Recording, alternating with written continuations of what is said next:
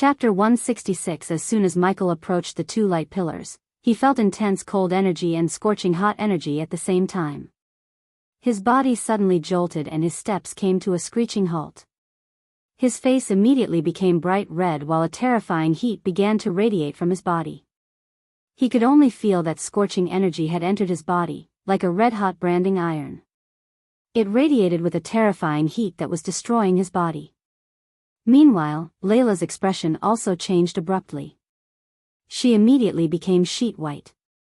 An extremely cold aura began to radiate from her and there were vague signs of the ground freezing. She had also encountered a situation like Michael, though the energy within her was frigid rather than scorching. Wherever the energy passed by, that part of her body became crystallized. With her level of strength, she shouldn't have even got closer to the first energies, yet she tried to harness both the yin and yang energy from them. As much as he loved to converse with the system, it was not the time, as he struggled to keep the scorching hot energy from his body burning him from within. Now the yin and yang from the first energies looking for a suitable vessel, and your bodies cannot handle them right now. The system can use the first energies to come out of the safe mode, but the host must transfer the excess yang energy that just entered your body to Layla. How? The yang energy from the first energies radiated a terrifying heat in his body. He knew his body would not be able to withstand it for too long. His organs felt like they were on fire, producing waves of violent pain. Outside Michael's body, red ripples of air that were vaguely visible spread out. It was the heat from his body and it caused the surrounding temperature to skyrocket. Are you still fucking sleeping? Even after everything he had gone through, the baby dragon was sleeping in his arms snoring. He wanted to punch the baby dragon's little face after hearing him snore. Beside him, Layla sat on the ground with her eyes closed. Signs of agonizing pain could be seen on her face. She radiated with an extremely frigid coldness that formed a thick layer of ice in a meter radius around her, and occasionally he could feel an intense hot wave surging from her body. Michael and Layla were each absorbing the yang and the yin energies from the first energies. The characteristics of the two energies were polar opposites, contrasting sharply with one another. There are two methods to transfer the yin and yang energies between your bodies. Just spit it out, I can't resist much longer. Michael said hurriedly. In his body, the yang energy was like a burning flame that slowly inched its way toward his mind, while the yin energy within his body slowly began to crystallize his skin. Master, you and that girl beside you each absorbed the supreme yang and supreme yin qi. If you want to neutralize this energy, both of you must cooperate. You must cancel it by using a method to balance the yin and the yang and then absorb it. This will bring great benefits along with it, Ziying said. He carried a rather weird expression. Bang her. He almost stumbled down when he heard the system shout bang her in his mind, and for a second, he thought he misheard the system. Are you kidding me? Having sex with her is the quickest way to neutralize the energies in your body and help the system come out of the safe mode. Don't be such a wuss, just go and bang her host. You said two methods, what's the second method?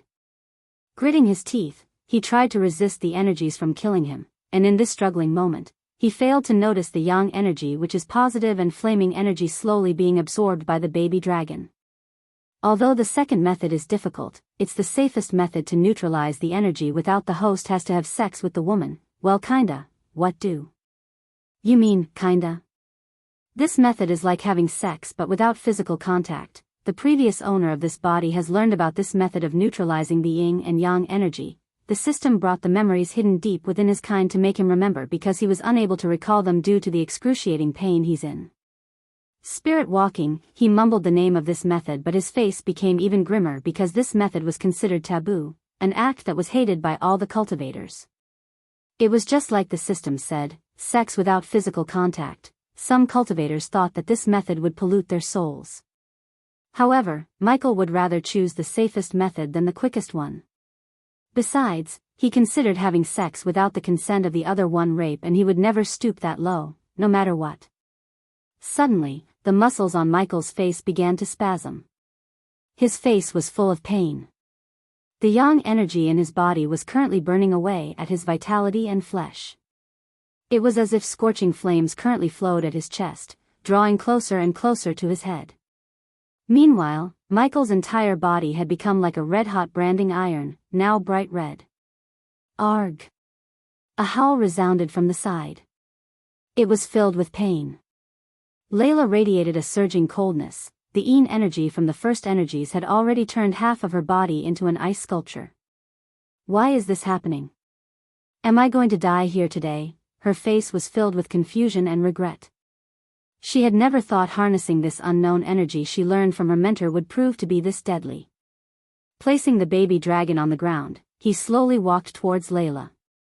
This is all because of your foolishness, but I do have a method to neutralize the energies. The spirit walking. The moment he heard the two words spirit walking, she became torn between rage and shame.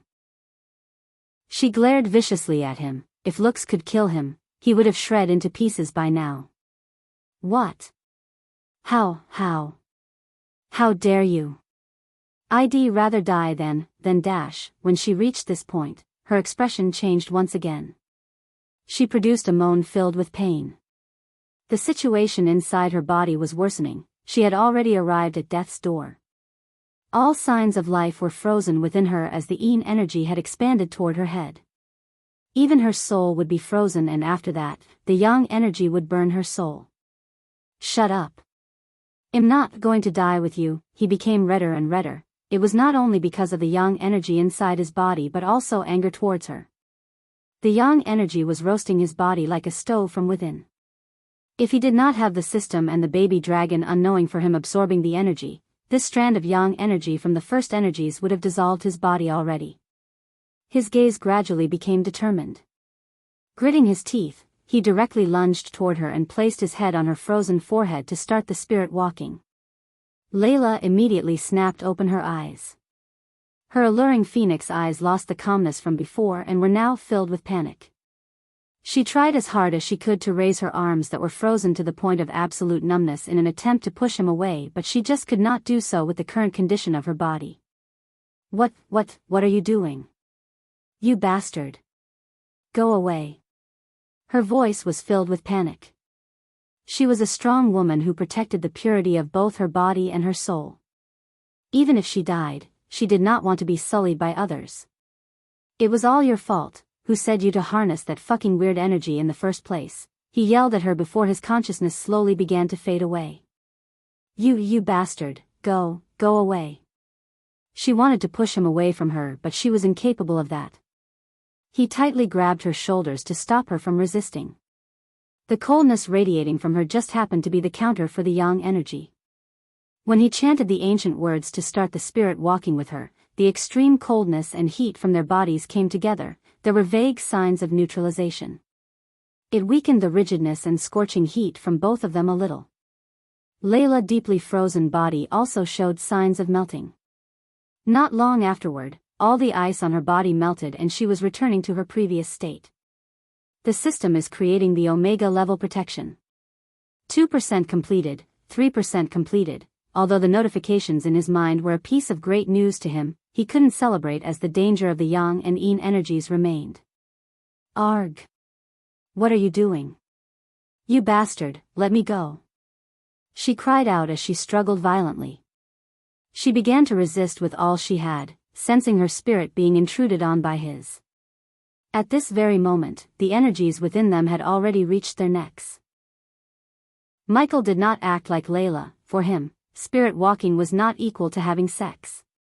He couldn't care less of the purity of her soul, at least with his method. He was not raping her physically, that was all that mattered to him. Ignoring Layla's violent struggles, he immediately focused harder to keep the connection between their souls. Gradually, the scorching hot Yang energy from his body burned their clothes, revealing Michael's toned and Layla's silky soft milky body under her dress. You bastard. Release me. If you do it, I will never forgive you.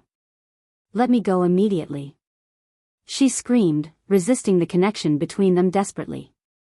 If it was under normal situations, the connection wouldn't have been established successfully, but because she tried to harness both the Yang and the Yin energy, the ancient spell worked without a hitch. Besides, she had no strength left in her body to fend him off. 38% completed, the host is doing a great job.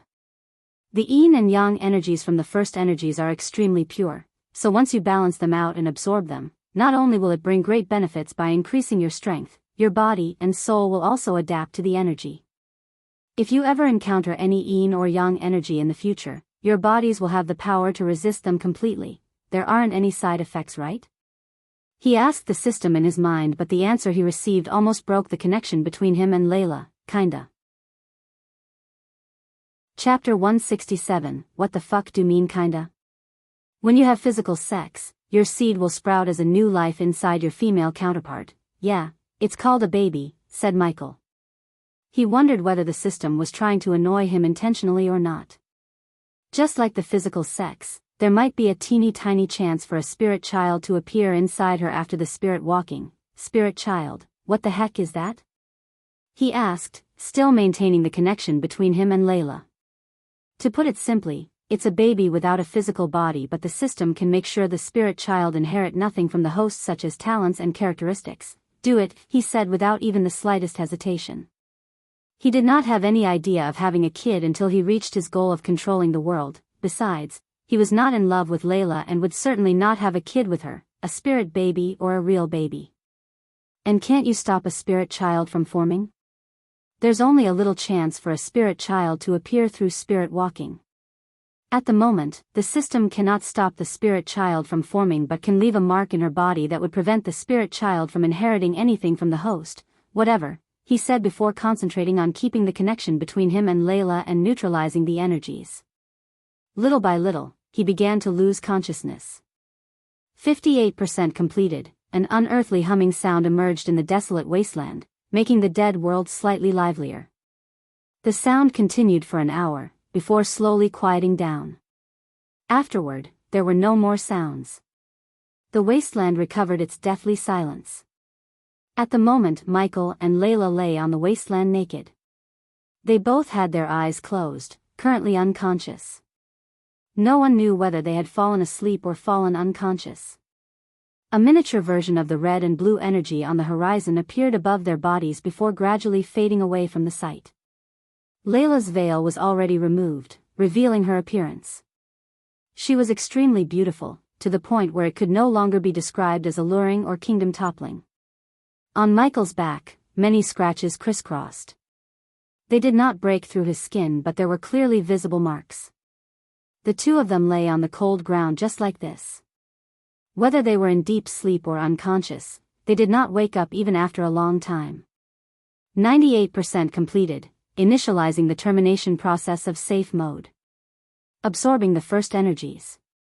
Forming a shield preventing the Omegas from detecting the creator energy. Shield successfully formed. The host has received a legendary gift box. Found excess amount of yang energy in the host's body. Activating energy devourer. Experience points converted 50,000. Experience points converted 100,000. Experience points converted 70,000. Congratulations to the host for leveling up.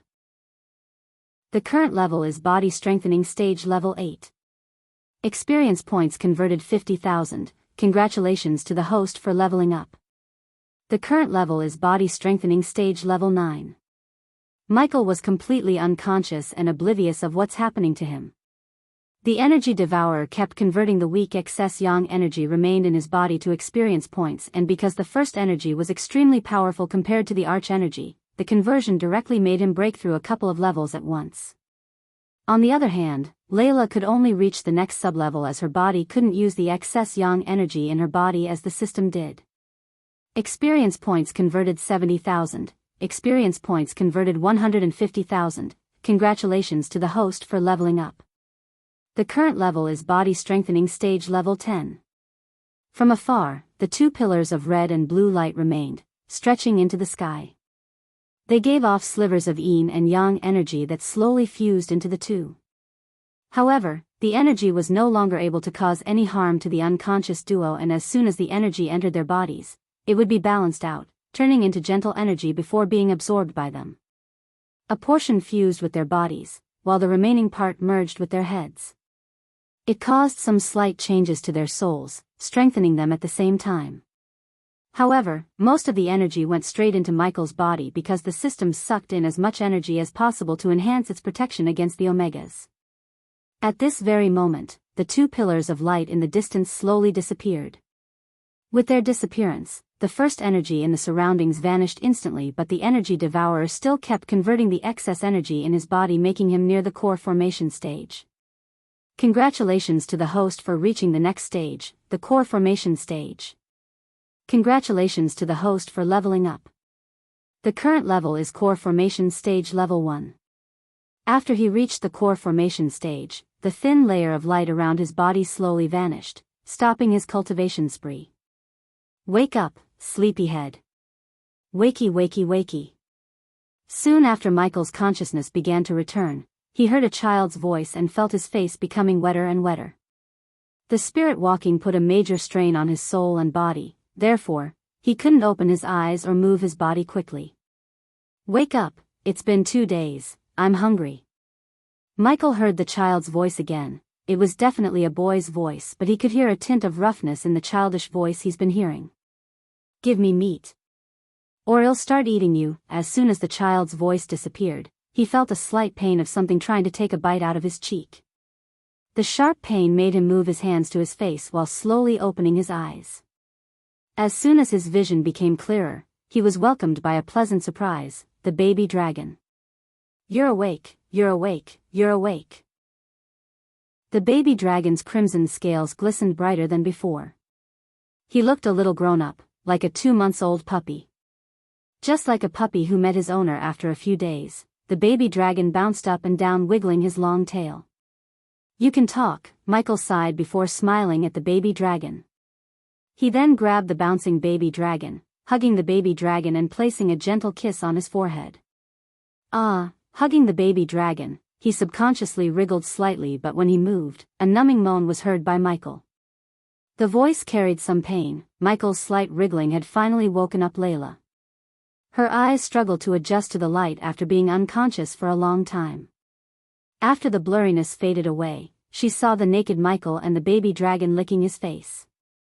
Shortly afterward, all the images from a few days ago flashed through her head like a film. Layla's expression immediately became torn between rage and shame. At this moment, she pushed Michael away using all of her physical strength, which was higher than Michael's due to her fusion stage cultivation stage. She then immediately climbed up. When she saw that she was completely naked under the sky, without anything covering her body, and the feeling of her soul had been tainted by him, tears immediately began to well up in her beautiful eyes. That human is mad. What did you do? The baby dragon stopped showering Michael's face with kisses and climbed onto his shoulder. Forcefully resisting her anger, Layla pulled out a new violet dress from her space ring and quickly draped it over herself. She stared viciously at him and the baby dragon with flames of rage, while more and more tears welled up. Her eyes were filled with misery. Sensing the hostility towards them in her eyes, the baby dragon hissed at her, ready to attack her any second. Wow, I've reached the core formation stage. Just like the baby dragon, he too prepared himself not to fight her but to run as fast as he could from her, because he knew she was overwhelmed by rage and she would not listen to any reason. System, don't worry host, the system has left a mark in her soul while you were spirit walking. She cannot hurt you, and here is a gift for you, helping the system come out of the safe mode. The system voice now sounded more humane. The voice sounded like a man and a woman at the same time. However, the return of the system put a wide grin on Michael's face. The very next moment, a black outfit began to cover his body from toe to chest. If he saw himself in a mirror, he would instantly recognize this iconic outfit once worn by the one and only character Blade, the part vampire, part human. Nonetheless, the outfit was not exactly the same as in the movies. The system had made some changes, such as adding shiny metal chest plates, silver embodiment on the edges, and a few other noticeable changes so he wouldn't stand out too much in the crowd. Despite the indescribable beauty standing in front of him, he was too focused on himself. It's so good to be back together, Michael said under his breath, cracking his neck and knuckles.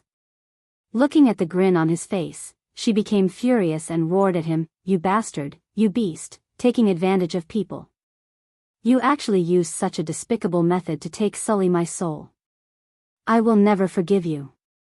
After I kill you and that dragon, I'll kill myself." Layla was a woman who seemed gentle on the outside, but she was actually tough on the inside. She seemed to be a rather gentle and quiet person, but her personality was extremely staunch. She was unable to endure being defiled like this. Chapter 168. The angel's veena appeared in her hands. She placed it mid-air and quickly began to play it with both hands. Every time she struck a note gently, it would shoot out a powerful sound wave at Michael. "How dare you?" The baby dragon bared his teeth seeing her attack them. His dragon instincts kicked in as his belly began to glow brighter and brighter. Michael felt his shoulder getting warmer where the baby dragon is standing. He quickly realized the baby dragon is going to use the dragon's breath. Even with the baby dragon's breath, he knew he couldn't hurt Layla because of the cultivation gap between them. The baby dragon was just at the level 10 formation stage while Layla just reached level 6 of the fusion stage after consuming the Yin energy from the first energies. System, the mark you left on her, will it protect the baby dragon? It won't, but the baby dragon has also absorbed the Yang energy from the first energies. As a result, a few changes occurred to his body. Now, if the baby dragon and she fought, it would be equivalent to Yang energy encountering the Yin energy. It would be nullified instantly, prevent the two of them from harming each other. As I said before, it is so awesome to be back in the game again. He was relieved to hear the answer, plus, he now really began to appreciate the system more. The last few days had been an eye-opener for him. At first, he depended on the system too much, and then, he began to ignore the system as he didn't want to depend on the system too much. However now, the treacherous ocean made him realize one ultimate truth: he was put on this world with the system for a reason. In his mind the reason was to control this world. To be able to do that, unlike back on Earth, he must learn to depend on not only himself but also on the system. He decided to balance between depending on the system too much and ignoring the system. He had to find a middle ground.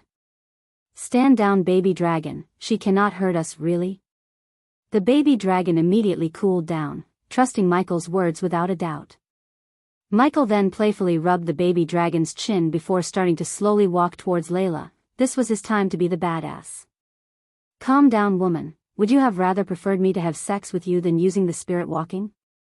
Michael asked, slightly moving his body to evade her attacks. Layla's eyes had returned to the coldness from before and she quickly played the veena with her two hands. Each note produced was filled with killing intent, shooting toward Michael. The sound waves grew denser and denser, blotting out the surroundings. Gradually, it formed a cage that locked down Michael and cut off any route of escape. There was nothing but a calm yet arrogant smile on his face. As the system said, the sound waves strangely transformed into energy when they collided with Michael. They just brushed past him. It could only make his hair and the long coat flutter back. The light in his eyes flickered a few more times. He grinned looking at her fruitless attacks, letting the dense sound waves in the surroundings strike his body as he walked towards her. Ding! Congratulations to the host for successfully being a badass. The reward is 2,000 badass points. The sound waves struck Michael like moths flying to a flame. However, with no exceptions whatsoever, the sound waves were unable to harm him. "That tickles," Michael giggled playfully, driving her crazy. The baby dragon also let out an arrogant smile and stood on his shoulder, chest puffed out, head straight like he was a king standing in front of his subjects. How is this possible? Seeing that her attacks were unable to harm Michael, she also revealed a shocked expression. Afterward, the melody she played changed and she cried out, "Smiting angel, come forth." The smiting angel was one of the relatively more powerful melodies that Layla knew. It used the veena to confuse people, causing their souls to vanish and disperse into the surroundings unknowingly. It was a terrifying melody that killed without any signs and it was impossible to guard against. The gentle veena notes resounded through the surroundings. It seemed to be filled with a certain charm, calming down everything in the world at that very moment. Even the gentle breeze in the area stopped. Michael stood 30 meters away, quietly listening to the melody. He could naturally feel that the veena notes concealed a killing intent, but when he heard it, he did not feel anything. It was as if they could not affect him at all and posed no harm. "That tickles me too, he. The baby dragon laughed out loudly to make her even more furious. The baby dragon enjoyed making her mad. Michael too noticed the sadistic side of this baby dragon and realized that Gaia must be the reason, as she is just like that. Very soon, the melody progressed to its halfway point. Seeing how the baby dragon was laughing at her, Layla became shocked and her face became filled with disbelief. The melody stopped. Layla stopped playing the veena, staring blankly at Michael. She struggled to accept this. No, this is impossible. How? Why is my veena unable to affect you? Layla became rather despaired. Not only did Michael soil her purity, but he was also now immune to her veena. This prevented her from ever taking revenge. She could not accept this. Layla did not believe it. She began playing again, but no matter what she tried, it was unable to harm Michael and the baby dragon at all. They really did seem to be completely immune to her veena. Impossible. Why can't my veena hurt you? Layla shook her head. More and more tears welled up in her eyes, before finally rolling down her beautiful face as two streaks of crystal-like tears. She was in misery. It was all your fault, Layla. Who told you to harness the energy you have an idea about? You paid the price for what you did. It's simple as that. He wasn't going to console her or anything, and if he could, he would have killed her for trying to kill him. Since that was not the case, he gave her the peace of his mind. She was shivering in anger and feeling helpless. She wanted to rip them to pieces, yet she couldn't even barely hurt them. Her face started to become redder and redder as tears of fury and misery flowed out of her bloodshot eyes. What happened between him and Layla was definitely not an accident. As he said, it was her own fault for attracting both Yang and Ying from the first energies instead of only Yin energy. Even if she just tried to harness the Ying, she would have ended up dying because her body and soul were not at the level to handle the first energies. The system would have used a special method to harness the energies to come out of the safe mode while strengthening Michael. It was her who acted rashly and put his life in jeopardy. At that time, he had no choice. He needed to survive. Even if he could travel back in time, he would have still done the same thing. Besides, most guys would have chosen to have sex with her using her moment of vulnerability, but he did not. As far as he was concerned, he did no wrong except being a gentleman to her. You bastard, how could you use spirit walking dash? So what would you have wanted me to do? Have sex with you? Would you have acted differently if I did that? He continued to fire question after question at her. As an answer, she got nothing. She just stood there with no words to speak. I did what I had to survive. Be grateful that I didn't take your virginity. This is worse, she replied, gritting her teeth. For me, it's not, and as I said before, this is all your fault. So quit whining and get over it. Looking at her standing there without an answer, he sighed and willed the system to open the interface. He knew that Layla needed to calm down right now, so he did not disturb her. Considering he too cannot hurt her even if he wanted to at the moment, he could only let matters take their course and develop as they would. System version 3.0 Host, Michael Cultivation Level, Core Formation Stage, Level 1 Experience Points, 100,000/400,000 Badass Points, 48,000 Skills and Spells, Wind Blast, LVL2 Responsive Shield, LVL3 Environment Scanning, LVL2 Ignitia, LVL2 Lightning Dash, LVL2 Energy Devour, LVL1 Death Range, LVL2 Techniques, Swords of Destiny, 90% Mastery Occupation, Core Disciple of Sunrise Sect, the Guardian of Sunrise Sect, Lord Lucifer of the Abyssal Status, Healthy Goals, Control the World, Rebuild the Order of Death. Utility Function, Banker, LVL3, Ratio, 1,000 Gold Coins, 10 Badass Points, Wealth, 1,670,000 Gold. Special Trait, 5-star Alchemist Subordinates, Gaia, Loyalty Level 95%, Base of Operation, Sunrise Sect, the Abyssal. Quieting down, Michael immediately checked the conditions of his own body. A wide grin was put on his face when he looked at his stats. Although the trip to the treacherous ocean was extremely dangerous, he had gained a lot. He couldn't wait to see the reaction on the faces of the so-called superstars of the youngest generation such as Victoria and Evan. This was the reason the system always urged him to explore the world, go out adventuring and basically piss off powerful people so he could get stronger as fast as possible. If he had to blame someone for his slow-paced cultivation, it should be him, as he was the one playing it safe. However, playing it safe ends now because he decided to go on an adventure with Gaia after getting out of this place. With the increase in his cultivation level, all of his spells received a power boost, although it was not as much as upgrading the spells to the next level. After closing the stat window, he noticed the small golden box on the corner of his sight bouncing up and down.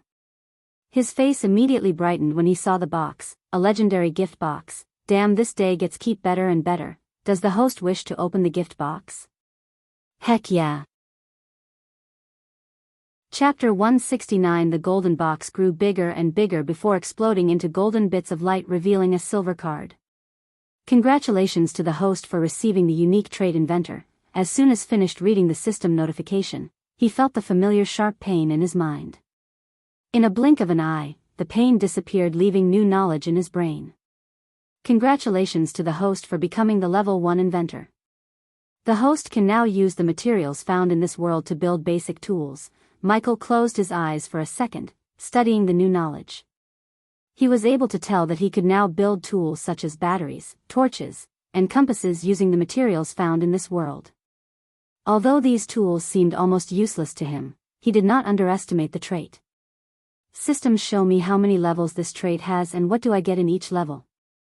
The inventor trait has 6 star levels. Star 1, the host will be able to build basic tools and day-to-day items. Star 2, the host will be able to build basic gadgets such as night vision goggles, lasers, etc. Star 3, the host will be able to build complex gadgets such as eavesdropping bugs, micro cameras, and trackers, etc. Star 4, the host will be able to build new and antique firearms such as crossbows, mini crossbows, limited shots revolver, cannons, etc. Star 5, the host will be able to build various types of new gadgets and weapons. The host is required to either have a 5-star blacksmith or become a 5-star blacksmith to unlock the Star 6 inventor trait. His eyes sparkled looking at this overpowered trait. He couldn't even imagine how powerful he would become after reaching the 5-sta inventor level. Whoever had a special trait in this world would be more likely to become successful and powerful than those who don't have a trait. For instance, the 5-star alchemy had already made him super OP and saved his life a couple of times, yet alchemy was not a unique trait but the inventor trait was. His smile grew wider in excitement. System, quick, tell me the cost for upgrading the trait. Star 2 requires 10,000 badass points. Do it. Although 10k points was a huge amount, he did not care about the points as he realized the potential of this trait. After he ordered the system, his 48,000 badass points were reduced to 38,000. The very next moment, he experienced a tingling sensation in his brain before the notification box appeared in front of him. Congratulations to the host for becoming the level 2 inventor. The host can now use the materials found in this world to build basic gadgets. How much for the next level? He asked quickly. He knew he probably doesn't have enough badass points to reach the 5-star level, but he wanted to upgrade as much as possible with the current amount of points. 20,000 badass points. You know what to do. The points decreased to 18,000 while the tingling sensation appeared again, and this time, it was slightly more painful than before. Congratulations to the host for becoming the level 3 inventor. The host can now use the materials found in this world to build complex gadgets. Michael closed his eyes again and felt like he could build numerous complex gadgets using the materials found in this world. He had already started to plan a few modifications and new gadgets to his Lucifer armor. Now that he could build gadgets such as eavesdropping bugs and micro cameras, he did not need to buy them from the system. System, how much for the next upgrade? 60,000 badass points. Damn, I have a lot of work to do. Saving his remaining points for an emergency, he closed the system before taking out a slice of meat he bought for the baby dragon from his storage. At the moment, the baby dragon was standing on his shoulder, staring at everything around him curiously, and whenever his gaze fell on Layla, puffs of smoke would come out of his nostrils. Do you want this? Michael showed the juicy red meat to the baby dragon. Yummy. Seeing his favorite food, the baby dragon's eyes sparkled as he lunged at the meat. Slow down, he was too late as the baby dragon had already finished half of the slice in one single bite. While the baby dragon was munching on the meat, he turned his gaze towards Layla. How long do you plan to be like this? After balancing the yin and yang and absorbing the energies, We both should have reaped great benefits. See it for yourself. Currently, Layla had already begun to calm down gradually. Hearing what Michael had said, her expression remained the same. She closed her eyes skeptically, silently sensing any changes in her body. A second later, Layla's eyes abruptly snapped open. They were filled with an unconcealable shock, but very soon, it turned into pain. She gently bit her bottom lip and she seemed down. Her strength had indeed increased, just as he had said. However, compared to the price she had paid, she would have rather not gained this increase. I would have rather died than increasing my cultivation level like that. She didn't hide the misery and anger inside her heart as she yelled at him. Her answer, however, annoyed Michael. Then kill yourself, no one is stopping you. Yeah, go and die, puny human. The baby dragon raised his claws and said disdainfully. It was obvious that the baby dragon did not like Layla and would kill her if he could. The way the both of them acted fanned the flames of her anger, yet she knew she is unable to harm them at all. However, although her heart was burning in anger at him, her mind told her that he used the spirit walking only because he had no choice and avoided taking advantage of the situation to sully her body, which many young men like him would have done in a heartbeat. Michael did not give a shit about her feelings. He did what he had to survive. If it wasn't for the fact she knew the way to the teleportation array and save Christopher, he would have already left her. Seeing that she did not overreact like before, he calmly said, "Let's see if we can find the teleportation array." Layla sat dejectedly on the ground as if she could not hear Michael at all. She gave no reaction. He then slowly took a couple of steps towards her. "The longer we stay here, the longer that old man would suffer." As he said that, Michael paid no more attention to her, turning around and walking off into the distance with the baby dragon. Layla slowly raised her head. She stared at his back, which constantly grew smaller with mixed emotions.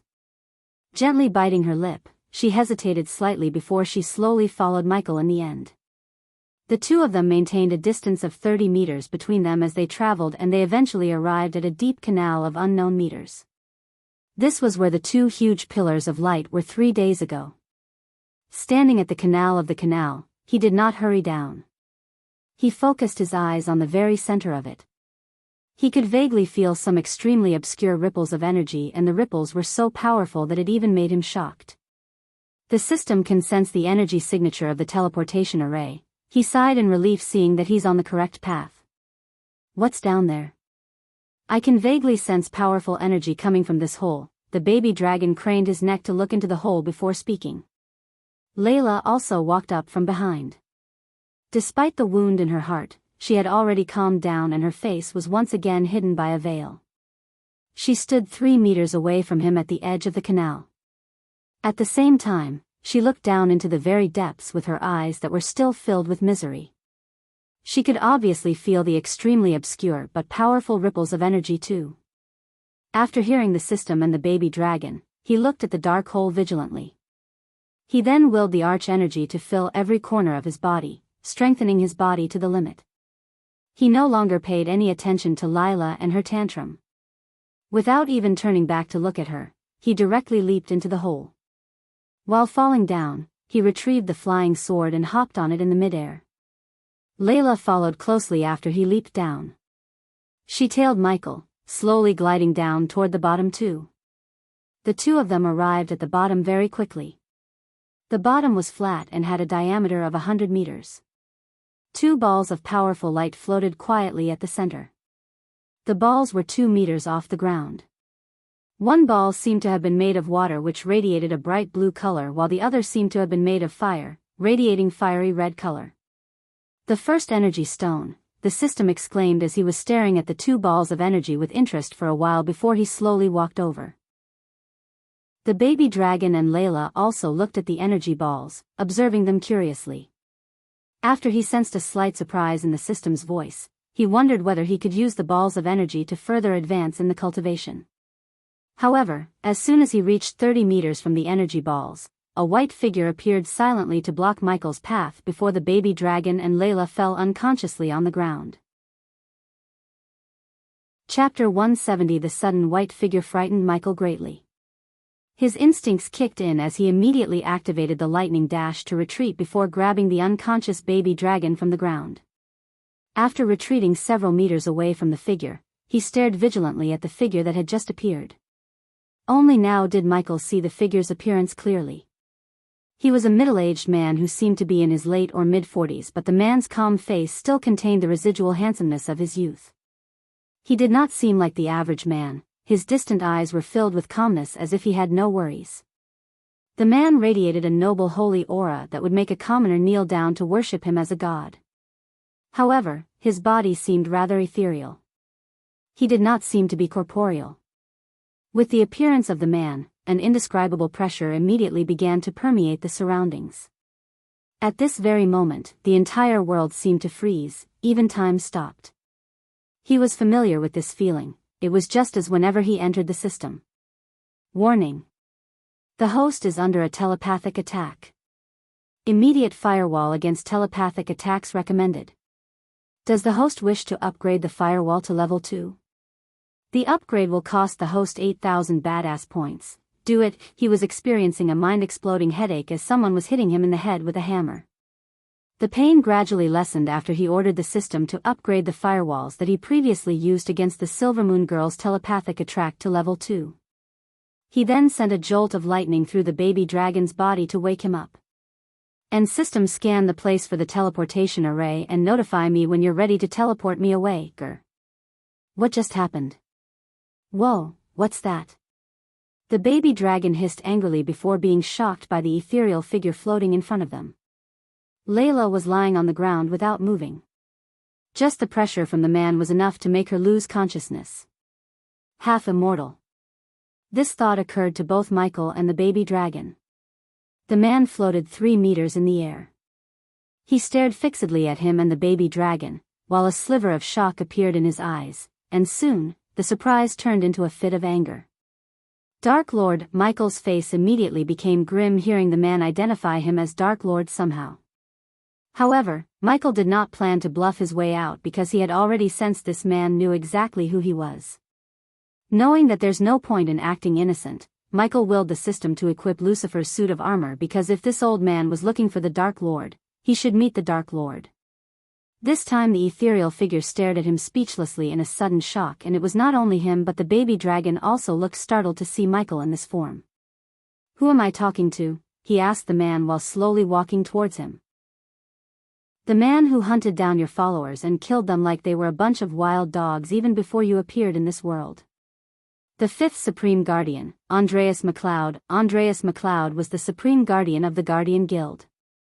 When the Elon continent was controlled by the Order of Death in ancient times, it was him who emerged at the most crucial moment after all the powerful and influential organizations at that time were controlled by them.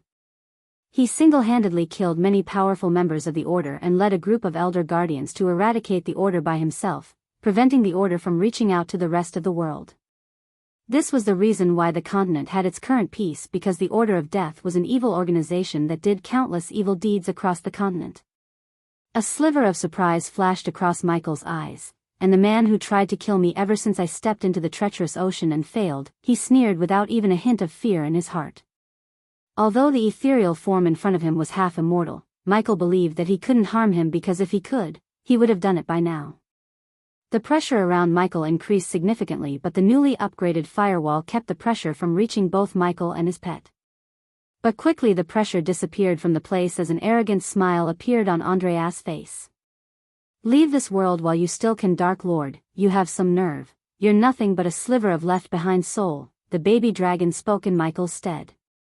The man turned his gaze towards the baby dragon. So it's true, Idros' descendant has a forest dragon as his foe. He then turned his gaze back at Michael. Thousands of years ago, the Guardians eradicated the world of your followers, Dark Lord. They will do it again, and this time, they will end the darkness once and for all. The world is and will be better without you, ha ha ha ha. Michael burst into evil laughter after hearing the man. The man seemed to have really believed the fact that the world is in better shape now. Do you really think the world is better now? How long have you been stuck here? Michael questioned the man and continued, and don't even start me on the Guardians. They are now just a bunch of corrupt politicians. This world is not better, this world is sick, and I'm here to cure it, and if your Guardians stood in my way, I will tear them apart. The baby dragon felt the cold murderous aura he's radiating while speaking and realized he was not kidding around. Humph, don't act like you care. All you want is to control and rule this world. Strip away everyone free will. Make the people in this world your slaves. I don't know anything about stripping away free will or making people my slaves, but controlling and ruling the world is just what I'm going to do. The guardians can try to stop me. The man just stared at him in silence for a few seconds before replying with a calm smile. Don't be too arrogant, Dark Lord. The guardians may have turned into what you claim, but there will be guardians who would gladly give their life fighting you, and my successor is already growing stronger each passing day. Michael took a note in his mind about the next supreme guardian. If he could find that one, he would kill him or her and eliminate a huge threat, but he already knew it won't be that simple. And don't even think about killing my successor. I made sure he stays safe from you. Like Andreas read his mind, he spoke with utmost confidence. You already marked his death the moment you put him against me. If he ever tries to stop me from achieving my goals, he will die, and I don't make threats. I make promises. He will have an army in his command, an army that will hunt you down and kill you. Keeping my successor safe was not the only thing I did, Dark Lord. If you ever try to build the Order of Death again, the Guardians will find you. So you're just a one man against an army. He is not alone, the baby dragon said, roaring at Andreas. See, I've already begun to build an army to fight against the Guardians. Guardians are not the only ones you should be worried about, Dark Lord. Each and every champion of the great clans will unite to fight against you, Idros descendant, and my successor is just one of the. Under the black mask, Michael frowned slightly. He knew he would be eventually fighting against the Guardians, but after seeing the confidence in Andreas' eyes, he was sure that each great clan has its own version of supreme guardians and would fight him in the future. However, instead of worrying, he began to feel the excitement rising in his heart because they don't have what he has, the badass system. You just made my life a little easier by telling me all these pieces of information. Before coming here, Guardians was my only target, but now, I will start breaking down all the great clans one brick at a time using any means necessary. After all, in the Dark fucking Lord, the tension between them arose as they both stared at them without uttering a word.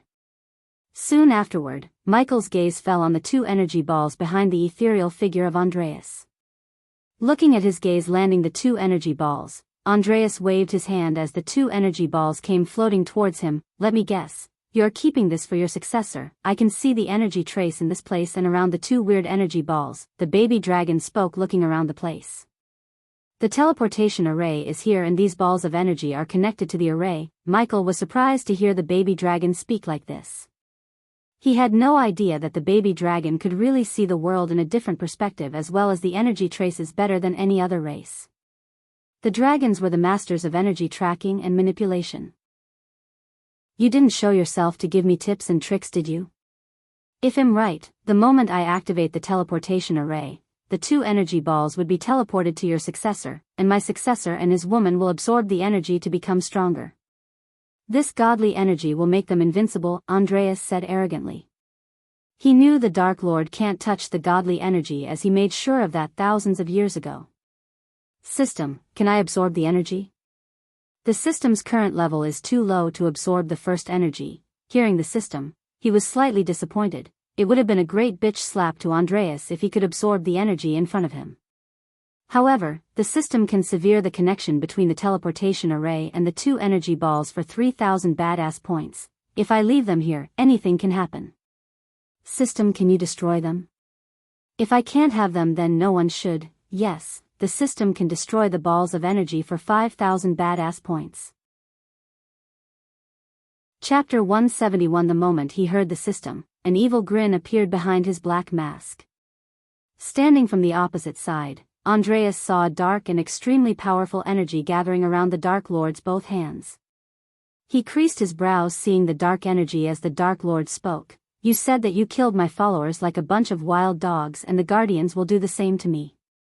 But you forgot one important thing, Andreas. Michael slowly stepped forwards towards the balls of energy hovering in the sky beside Andreas. The closer he got the energy balls, the denser the dark mist around his hands became.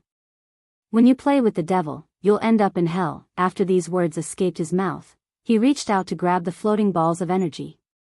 You dash! Andreas' eyes widened as much as they could, staring at the Dark Lord grabbing the balls of energy. The two balls struggled, vibrating violently under his grasp, but the dark mist quickly surrounded them. As the dark mist surrounded the two energy balls, they started to struggle less and less before finally completely vanishing off into the dark mist. How is it can't be? Andreas stuttered. He never thought the godly energies he spent half of his life searching could be destroyed by the Dark Lord in a couple of seconds. Just as the Order of Death, the Guardians also had an oracle who warned them about the Dark Lord, but nobody took the badass system into the equation. Soon after Michael destroyed the 2 energy balls, the ethereal form of Andreas began to flicker. "This sliver of soul is dissipating," the baby dragon said, coming out of his shock of seeing Michael destroy the 2 energy balls. Andreas could only stare at the Dark Lord and pray that his successor could defeat the Dark Lord, who seems more powerful than he had imagined. At this moment, he really doubted whether what he left behind was enough to help his successor beat the Dark Lord or not. After what he had just seen, he realized that it was definitely not enough and hoped the gods would help his successor on his path to defeat the darkness. "Thank you for everything you said, old man. It was really helpful." Michael waved his hands, snickering before the ethereal form of Andreas disappeared from his sight completely. On the ground, Layla's body slightly moved as she slowly opened her eyes, regaining consciousness. He quickly unequipped Lucifer's armor and equipped the armor he was wearing before. "Down," he whispered to the dragon, falling on the ground to pretend he too was unconscious. The baby dragon did not ask any questions as he followed Michael's lead. "What just happened?" Layla opened her eyes to see Ghost and the baby dragon slowly waking up. "I don't know," Michael said, gently lifting the baby dragon from the ground. Both of them struggled to stand on their feet. Layla was really struggling while Michael and the baby dragon just pretended to be. He let out a sigh of relief thinking about finally leaving his place, looking toward Layla. "Layla, we should leave." Layla glanced at Michael. She forcefully restrained her voice and did not say anything. Turning around, she silently walked to the place where the 2 balls of energy were before. Standing there, she closed her eyes, chanting a few words under her breath to activate the teleportation array. Soon after she started to murmur, the ground beneath them lightened up, revealing blue complicated engraving. Walking to the center of the glowing formation, Michael looked back at the fog-covered island. He knew that from now onward, he had to work harder than ever before to achieve his goals. The short conversation he had with Andreas really opened his eyes and gave him a new perspective. Everything he said was deeply engraved into his brain, especially what he said about Idros' descendant. Even though he had the badass system, he did not underestimate the foes he would be facing in the future. To fight them, he planned to recruit people with high potential to build an army that would fight for him. He saw what a drop of Idros' blood could do, and if the descendant has half of his ancestors' power, he knew he must increase the baby dragon's power as soon as possible. Roar! Perhaps the disappearance of the 2 energy balls had alarmed the mutated beings roaming around the treacherous ocean, as powerful roars immediately echoed. Large numbers of mutated beings all charged at the 2 from the surroundings. Both of their expressions changed. Although their strength had increased substantially, they could not fight hundreds of unkillable mutated beings. Moreover, there were quite a few fusion-stage mutated beings among the corpses. If they were surrounded, they would not be facing a hard battle but die in a couple of seconds. "Let's leave here quickly."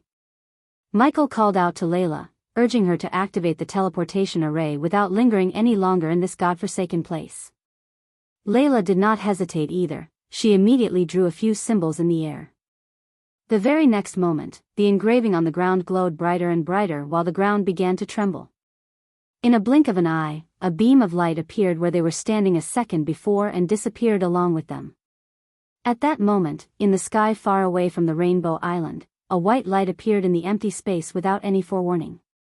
As it disappeared, it revealed the figures of Michael and Layla. The 2 of them finally returned to the world of living from the treacherous ocean. As soon as they emerged from the light, Layla immediately became a blur that flew off into the distance with unbelievable speed. She disappeared in the blink of an eye, leaving Michael behind, who was still floating in the sky on the flying sword with the baby dragon. Looking at the direction in which she disappeared off, Michael remained indifferent. He knew that what happened back in the treacherous ocean had affected Layla greatly, but he did not give a shit about her little feelings. Lightning dash, he just activated the lightning dash, turning himself into a bolt of lightning before flying towards Angel's Peak, where he met with Christopher. After a few hours of flying, he saw two figures flying to him from a distance. They were the two disciples of Layla, Johann, and Nerida. Ghost, you've finally returned. 3 weeks have passed since your departure with the island mistress. We were worried about her, Johanna said from afar. Her voice was clear and pleasant just like a lark's. And you cured your pet dragon, wonderful, another pleasant voice followed Johanna as Nerida appeared behind Johanna.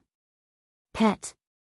The baby dragon growled after hearing Nerida call him a pet dragon. Although the baby dragon never spent any time with his mother or his siblings, he did inherit all the qualities of the proud dragon race. Calling him a pet was an insult to him, yet he was not stupid to show his annoyance in front of two powerful cultivators who could crush him to death in a blink of an eye. What happened back there? Why did the island mistress look different? As if she is a completely different person? Nerida asked. Her face was filled with worry and concern. He, the baby dragon chuckled devilishly standing on his shoulder. How come? Michael asked curiously. As soon as the mistress returned, she gave us the demon dragon's hearts and entered the back mountain to go into seclusion. She paid no attention to us no matter how many times we tried to talk to her. All these years I studied under her, I have never seen her like this. What happened to her? Johanna's face was filled with the feeling of being wronged. When she reached the end of her words, she immediately became stern and her gaze toward Michael had even become filled with some threat. Michael chuckled. From this trip, your teacher has gained a lot. Since she reached level 5 of the fusion stage, she must have wanted to consolidate her cultivation. I think that's why she went straight into seclusion. You shouldn't worry about her and disturb her, is that so? Wonderful, absolutely wonderful. Masters is getting stronger and stronger. At this rate, she would become the youngest half-immortal this world has ever seen. The two of them immediately became excited with what Michael had said. Did she tell how to suppress the curse before she went into seclusion? Michael asked Johanna and Nerida before they could ask more about what happened back there. We knew the method, we just needed a powerful energy source to suppress the curse, and since we have the demon dragon's heart, we can finally help that pitiful person to reach the soul refining stage. As long as he breaks through successfully, the pain he suffers will be greatly reduced, and if the gods desire, he can find a way to permanently lift the curse, Johanna said. Yeah. Because of that curse in his soul from all those years ago, he has been suffering greatly. We did not have the heart to watch on. At least now we can free him from that torture. All right, let's not talk anymore. Nerida seemed genuinely happy as her smile was rather sincere. Even though Johanna and Nerida were soul-strengthening stage warriors who were just a couple of years of cultivation away from reaching the soul-refining stage, they had always lived on the harmonious Rainbow Islands. Very rarely did they ever leave the island, which allowed a sliver of good and kindness to remain in their hearts. They had not been corrupted by the disputes and deceptions present everywhere in the outside world. This was not to say they were 100% pure-hearted kind people, but they were just less scheming horrible people, unlike the cultivators Michael had met. With Johanna and Nerida accompanying him, they arrived at Christopher's cave. They found him sleeping on a stone bed with a disheveled appearance. Chapter 172. Just like before, the old man was sleeping on a stone, and even though he was sleeping, his body twitched as if he was having a nightmare or he was still suffering the effect of the curse. The two girls stared at him pitifully, seeing his twitching body. In order to decrease his pain, we used the fairy melody to make him sleep. She then turned to Johanna. Johanna, let's wake him up. Yes. Johanna immediately sat down with her legs crossed. She gently caressed the strings of her vina with her elegant hands, producing a piece of gentle soul-soothing music from the vina. Nerida's fingers also touched the strings of her vina, using a unique method to wake Christopher from his slumber. Hearing the melody, even Michael felt his exhausted body feel slightly refreshed, while the baby dragon seemed unaffected by the melody at all. Who is he? The baby dragon whispered into Michael's ear. Sect leader Claire's grandfather. Whoa, isn't he supposed to be dead? The baby dragon asked curiously. Claire's life was not a secret to the baby dragon, who spent enough time with Claire as he would often leave the baby dragon in her care, and she loved to take care of the baby dragon. Although at that time the baby dragon couldn't converse in the human tongue, he understood the language perfectly. Only the baby dragon knew that Claire loved to talk about her feelings and everything she went through with him rather than actual human beings. She was a girl who preferred to keep the sadness in her heart and share the joy with the others. It was the overwhelming sadness buried in her heart about her family that made her pour everything out to the non-talkative baby dragon when she was alone with him. To be honest, the baby dragon sympathized with Claire because he too had no blood relative family. While he was sick, he heard how he was thrown out from the nest by his own mother due to his illness from Gaia. He could still vividly remember how he was chased through the forest by a group of humans who looked at him like a prized possession because of his race, and the moment he met the human who looked at him differently than the others. When the baby dragon met Ghost, the baby dragon saw no ill intention in his eyes as he only saw joy and love. The baby dragon sensed no bad vibrations from him. He may be little, but he knew it was this human who fed him and kept him safe when even his own mother rejected him. The gratefulness and the devotion he has for the human had no bounds. Though he hated to admit it, he knew he loved the Naga, and these two were like his family, despite their differences. Thinking about everything this human went through to save him, the baby dragon hugged his neck as tight as he could and began to shower him with wet kisses. Michael was surprised to see the baby dragon starting to lick him suddenly. "What happened to you?" he chuckled, asking the baby dragon in low voice. "Nothing," the baby dragon said while licking his side of the face. As the baby dragon was licking Michael's face without stopping, Christopher slowly sat up from the stone bed. He said with a croaky voice, "Sigh, how long have I slept this time?" "Here, give this to him." Nerida flicked her wrist, retrieving the small orb of fire that's burning with dark purple flames. Michael gently grabbed the purple fire, and surprisingly, the fire wasn't even warm, but he could feel the pulsing energy within the fire. He then walked to the old man carrying the demon dragon heart in his hand. "Sect leader, just like I told you, I got the demon dragon heart. We can now suppress the curse and help you break through to the soul refining stage." Christopher saw the purple orb of fire in his hand and the little majestic dragon sitting on his shoulder. His old eyes darted between the fire orb and the little dragon. He wasn't sure what's the most shocking thing, the demon dragon heart or the baby dragon on his student's shoulder. Soon afterward, he fixed his gaze on the fire orb and felt a surging excitement in his heart, extending his trembling hand to accept the demon dragon heart. He mumbled frantically, "Demon dragon heart, demon dragon heart. This really is demon dragon heart. The curse in my soul can finally be suppressed. I finally have the chance of becoming a soul refiner. I can soon see my granddaughter." Christopher carefully cupped the demon dragon heart in his hand. With the glistening of tears in his eyes, "Young man, I never thought you'd actually succeed in obtaining the demon dragon heart from the treacherous ocean. It must have been a very dangerous journey, and you have a noble dragon." "Noble dragon. I like this old human," the baby dragon mumbled under his breath as Michael just smiled. "Sect leader, I will tell you everything that happened there on our way to the sect. For now, let's focus on suppressing your curse and reach the soul refining stage. We will then find a way to permanently lift the curse in the future." "Ghost, you cannot stay here when we suppress the curse.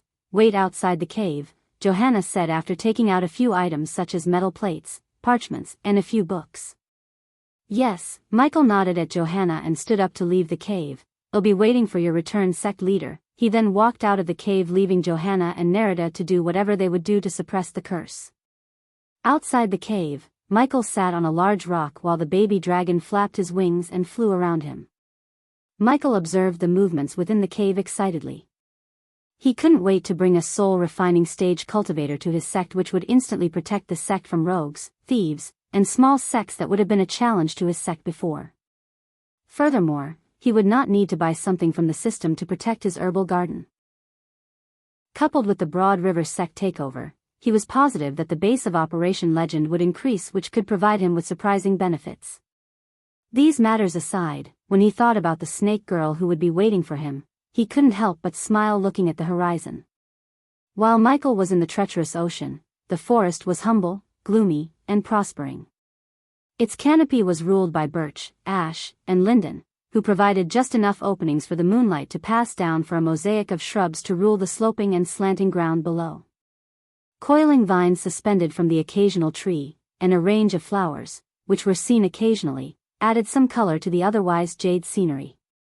A disharmony of animal sounds, which were caused by rummaging critters, echoed in the air and formed a chaotic orchestra with the occasional roar of a large animal trying to scare away predators. Hidden among the sea of trees, there was a campsite with several large huts, and in the middle of the huts stood a cabin. At the moment inside the cabin, the light coming from the torches reflected on two figures. They were hanging from the ceiling and tied with iron chains. Slowly, the cabin door creaked open to reveal a sturdy man with two bodyguards who stood 7 feet in height. They were neither too thin nor too muscular but had a lean body. The most iconic feature of these bodyguards was their faces. They resembled the wolf, and one did not need a special glass to identify them as the beast men. "Release me. Do you know who I am?" The one who was hanging from the ceiling ruffled the chains and shouted at the man standing between the two beast men. "Of course I know who you are, Mr. Jurdy, the infamous cousin of Minister Bobby Jurdy." The man walked out of the shade cast by the two beast men and showed his face in the torchlight. The man wore a hat with colorful feathers on it and wore an eye patch covering his right eye. From above his left eye to his chin, a long deep scar could be seen.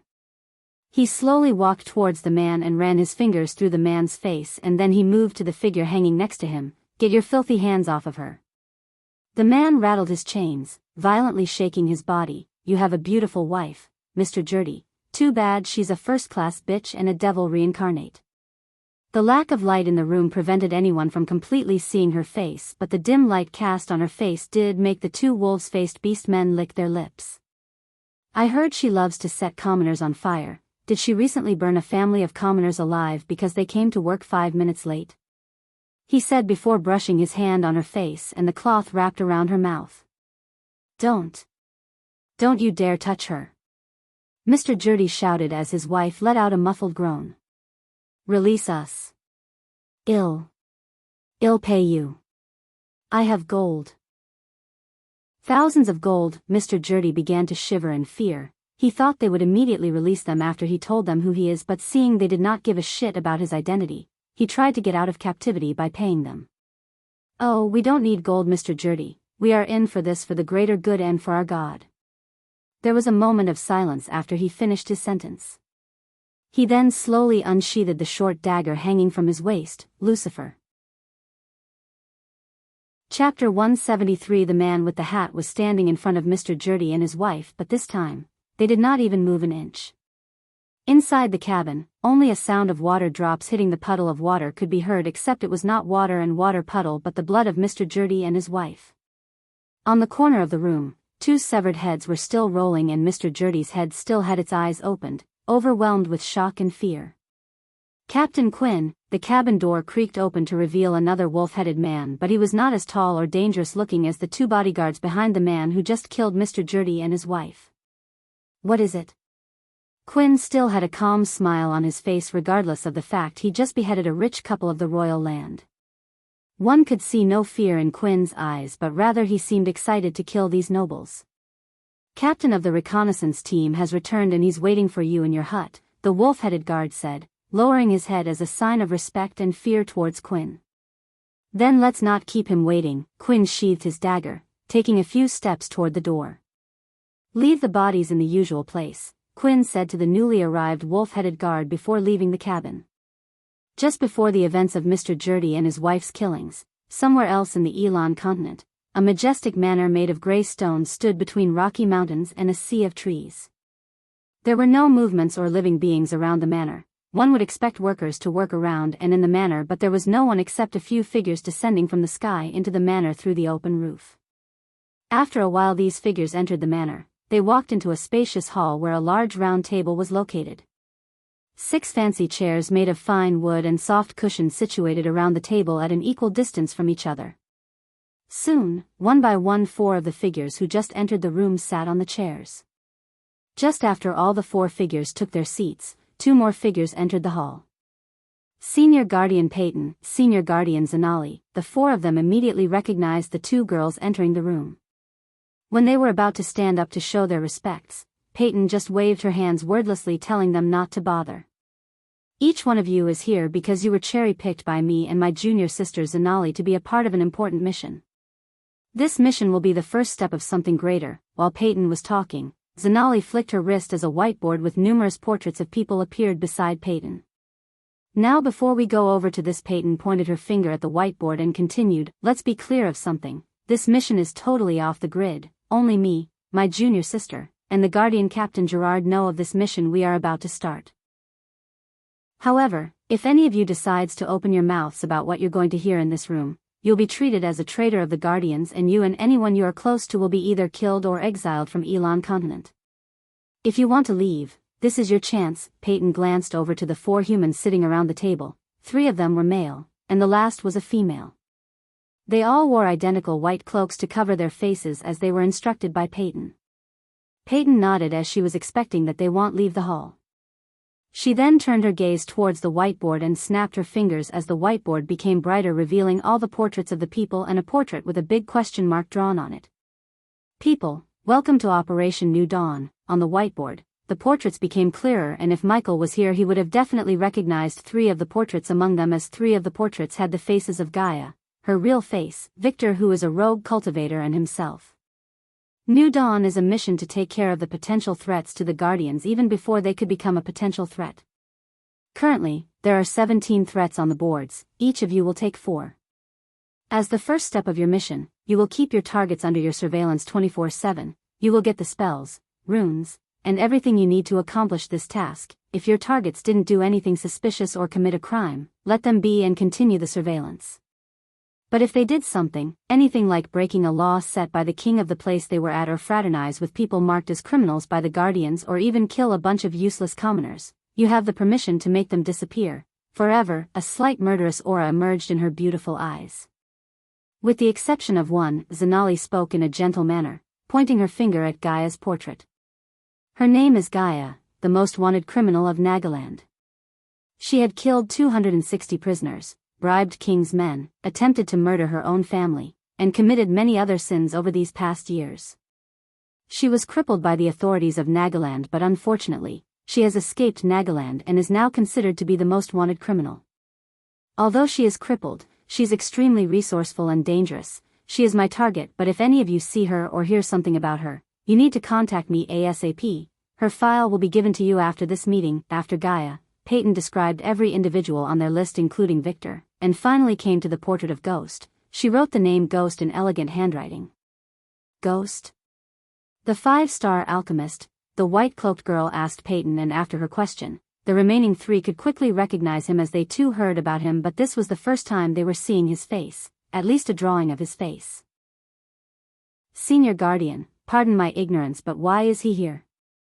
He's just a body-strengthening cultivator in a declined sect. Following the girl, another white-cloaked figure raised a question. Yes, he's just at the body-strengthening stage, but you should know, he was at the body-refining stage a month before. The girl and the man who asked the question stared at Ghost's portrait with their mouths slightly opened.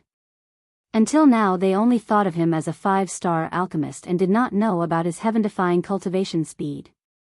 Now they realized why he is on the potential threat list, because they knew if he continued to grow stronger at his rate, he would be half immortal or even immortal in a couple of decades. At that time, it would be near impossible to neutralize him unless the Guardians used the power of the entire guild. Whoever gets him as the target must treat this very seriously. He is extremely resourceful, cold, cunning, and dangerous. Among all of them, he's the second most mysterious. We basically knew nothing about him except his name. By rejecting our offer of joining the Guardian Guild, he already showed us that he did not like to play by the rules, and people like him who don't like to play by our rules must be neutralized, Zanali said with a hint of killing intent in her voice. Then why don't we just kill him? The girl in white cloak asked Peyton and Zanali. We can, but we need a reason to kill him. That's why we are here. Although we have permission from the Guardian Captain to neutralize any potential threats, we cannot go killing people without a valid reason. Besides, we are dealing with a person who we know nothing about.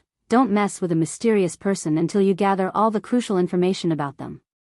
This is what the Operation New Dawn all about. Stalk and neutralize. The white-cloaked girl licked her lips looking at Ghost's picture. She wanted him to be her target. It was not only the girl, but the remaining 3 also looked excited. Peyton and Zanali looked at their excited expressions, feeling proud of their decision to choose these 4 over numerous candidates. These 4 were the most power-hungry, goal-focused, with an unquenchable thirst to prove themselves. Furthermore, these four prove themselves that they will get the results no matter what, and they would go to any lengths to finish their missions. These were the qualities Peyton and Zanali wanted from their underlings in this operation. Just as Peyton said before, this operation was off the grid, and that meant the higher echelon of the guild won't support or provide any kind of assistance for them, and also, Peyton and her whole group will be punished for conducting this unsanctioned operation. The Operation New Dawn was Peyton's idea. It was meant to be a feather in her cap that would catapult her career and status within the guild if it proved to be successful. What about that one, Senior Guardian Peyton? They all asked, pointing at the big question mark on the whiteboard as Peyton and Zanala's face turned serious. The 17th target is the most dangerous and mysterious one among them all. Peyton turned back to the whiteboard and slowly wrote a name under the question mark. Lucifer. Chapter 174. A few hours after they started the meeting, Peyton and Zanali sent the four of them on their way, giving them 4 files that contained the information of each of their targets. Standing in front of the whiteboard, Zanali stared at her big stepsister's portrait. Her eyes contained a tinge of hatred but also a slight sorrow. Zanali, don't you have somewhere else to be right now? Peyton noticed her junior staring at her sister's portrait and asked. She knew the history between Zanali and Gaia, so she could understand Zanala's feelings. Peyton also knew that although Zanali hated her stepsister for everything Gaia did, she still had a soft spot for her in her heart. After all, she was her sister. Yes, I have to go pick up the bodies in the usual place. Zanali retraced her gaze away from Gaia and looked at Peyton. Make sure no one follows you, especially the holy guards. We need to cleanse the kingdoms using Lucifer's name, but we need to do that without leaving any trace that could lead back to Guardians, said Peyton. Senior, do you really think the real Lucifer will take the bait and try to send a message by killing a noble himself? Impositive. People like him have an ego. If his sole purpose was to kill evil as he claims, he wouldn't have presented his victims in a gruesome manner. He wants the people to see his handiwork, and since we are hijacking his thunder, he would definitely come out of his hiding, and when he does, it either us or the holy guards who would put an end to him. Peyton looked so confident as Zanali really believed that her prediction about Lucifer would be true. However, Zanali still had some lingering doubts and hesitation about Peyton's plan of killing the nobles and using them as the bait to catch Lucifer while getting rid of nobles who had prior criminal records. Just by staring at Zanala's eyes, Peyton could tell she's still not 100% on board on her plans. Sometimes, even the good guys gotta do bad things to make the bad guys pay. Do you understand me, Zanali? I do, Senior. It's just that I quite don't like that human Quinn. Peyton chuckled, patting her junior on the back. You don't have to like the tool to get the job done. After we get what we want, well, just get rid of him too. After all, he's one of the wanted criminals of royal land. Peyton's beautiful smiling face quickly turned cold and murderous. Seeing her transformation, even Zanali felt freaked out. Senior, I still think that we should have brought Noah and Alicia into this operation. Peyton just waved her hands, showing her disagreement. No, Noah is not the material to work outside the moral codes. He would ask too many questions. We needed people who would do what we say without asking a question. Noah and Alicia are not those people. Besides, you'll be emotionally compromised if I bring Noah to New Dawn. The sudden statement startled Zanali before a slight shade of redness emerged on her face. Peyton chuckled again. You like him, don't you? Senior. Zanali stomped the ground, her face completely turned red. What? Do what you want, but just don't act too quickly. Your people still have resentment towards humans. Zanali nodded after hearing Peyton. The Nagas had resentment towards almost all the races because they thought they were better than everyone else. After the disappearance of the dragon clan along with thousands of dragons, the Nagas' power increased significantly, and under Gaia's mother's rule, Nagaland entered into a golden age where they dominated all the races and reigned supremacy. Unfortunately, the Nagas' supremacy started to decline after Gaia's father took the throne and married Zanala's mother. Zanali always believed that Gaia's mother's way of doing this was wrong and lawless, but here she's doing exactly what she initially hated Gaia for. 3 years before Michael's arrival to this world, under the scorching hot sun and above the burning hot sand, a large group of warriors wearing only a simple leather cloth to cover their genitals. Some of the warriors had toned bodies with cut muscles, while the others looked like professional bodybuilders with their beastie muscles. Other than the similarity of no fat in their bodies, they all had cuts and bruises over their bodies. which they viewed as their prized possessions. Among these warriors, two men stood out with their golden hair and handsome faces, and once could not tell them apart because of their identical faces. Titus, Optimus. The twins dropped their short swords to the ground and walked out from the other warriors when they heard their doctoress, who trained them to be the best gladiators in the entire Myrrel kingdom. The man who called them doctoress was a tall black man with no hair on his head. He had a lean body and a whip was hanging from his waist. Dominus is calling for you. Titus and Optimus' faces brightened immediately. They were gladiators of the Ludus Gallio for 5 years, and their time has finally come to be the freemen. They did not become gladiators by choice, but when General Quintus of Myrrel Kingdom invaded their homeland Weesite, they were captured along with hundreds of citizens and soldiers of Weesite. Titus and Optimus were one of the soldiers who got captured by General Quintus and sold as slaves in the slave market of Myrrel. Because they were soldiers and good at close combat, a nobleman called Gallio Tuccius bought the two of them and put them into the training to be the warriors who fight to the death for the entertainment of Southerners, the gladiators. Usually, a gladiator had no chance to become a freeman until he drew his last breath, but fortunately, Gallio offered all the gladiators in his ludus the chance to become a freeman. All they needed is to win a certain amount of battles in the arena and they would be freed from slavery afterward. Gallio set the number of battles to 50 and the twins had won 49 battles. After getting their freedom back, the twins planned to go to Myrid, the nearby kingdom of Myrrel, and search for their sister. When they were losing the war to General Quintus, the twins sent their sister to Myrid so she could escape slavery. It had been 2 years since they saw their only family, Arya. It was the thought of reuniting with their sister that kept them fighting for 2 years. Now they had one more battle before they could finally on their way to search for their sister. One more win, twins, Doctoress said with a thick accent as a small proud smile appeared on the black man's face. He was teaching the gladiators of Ludus Gallio for 25 years and these twins were the best he had ever trained. He felt proud and truly happy for them. He saw Ludus Gallio has been offering the same offer to all the gladiators in his Ludus, but no one has come closer to 50 victories, not even close. The twins were the first to come this closer and he was confident they would win the next battle. Even Doctorus could only win 27 battles before he lost to a gladiator from another Ludus. In the battle between gladiators at the arena, a gladiator could either die or surrender, which is considered being a shame and would result in back to slavery. Therefore, a gladiator would rather choose death over slavery.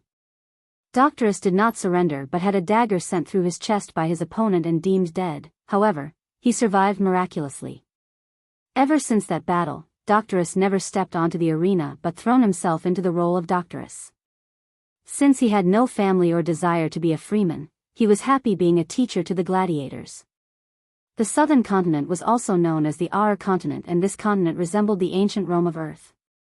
Everything the Romans did in Rome, the southerners were doing the exact same things and more on Aur. However, although this world had energies like arch and celestial that enabled the people to cultivate, the southerners were unable to cultivate. Anyone who stepped into the Aur continent would immediately lose their ability to use arch or celestial energy no matter their cultivation level. Even an immortal would turn into a mortal in Aur. This was the reason that anyone who was born in Aur seldom travels to the other continents or vice versa. Only a few merchants used to travel to Aur from the other continents.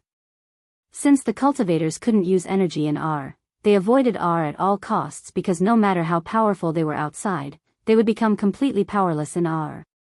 Even though the southerners could not use energy, they were not powerless as one would expect. On contrary, the southerners had the technology, education, and wealth to match up the lack of energy use. Besides, just like back in ancient Rome, they had Spartans, gladiators, and a few other super soldier units to fight any enemy. This strange phenomenon of Aur protected the southerners from the attacks of cultivators and the remaining continents from being attacked by the southerners. The southerners thought of this as a blessing and their god's will. The void of energy in Aur made even the senators and great generals not form a countermeasure to deal with the cultivators. And they had no idea that this lack of planning was going to change their world forever. Chapter 175. 2 years before Michael's appearance and 1 year after Titus and Optimus' 49th battle, the news of someone poisoned the 2 elders of House Armfield and House Randall spread through the entire kingdom of Drattle like a wildfire. News of the two elders' death quickly made its way to the head of the house, Nickmon. When he heard this news, he was stunned. But how? How is this possible? The two elders were core formation warriors. How did they get killed? The head of the Nickmon family muttered in dismay. It was very hard for him to believe this recent bit of information, and his heart was still finding it very shocking even now. Just as he was in deep thoughts, a young girl wearing gray servant clothes walked into the room with a look of discomfort on her face. The girl was young and looked to be 15 or 16 years old. She had shoulder-length hair as well as tan skin. Slowly making her way into the room, she placed the teapot on the table before the man.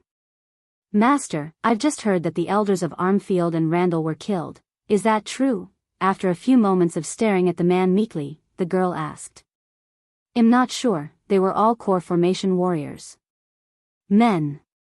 Go out and investigate the truth behind this matter and report back to me."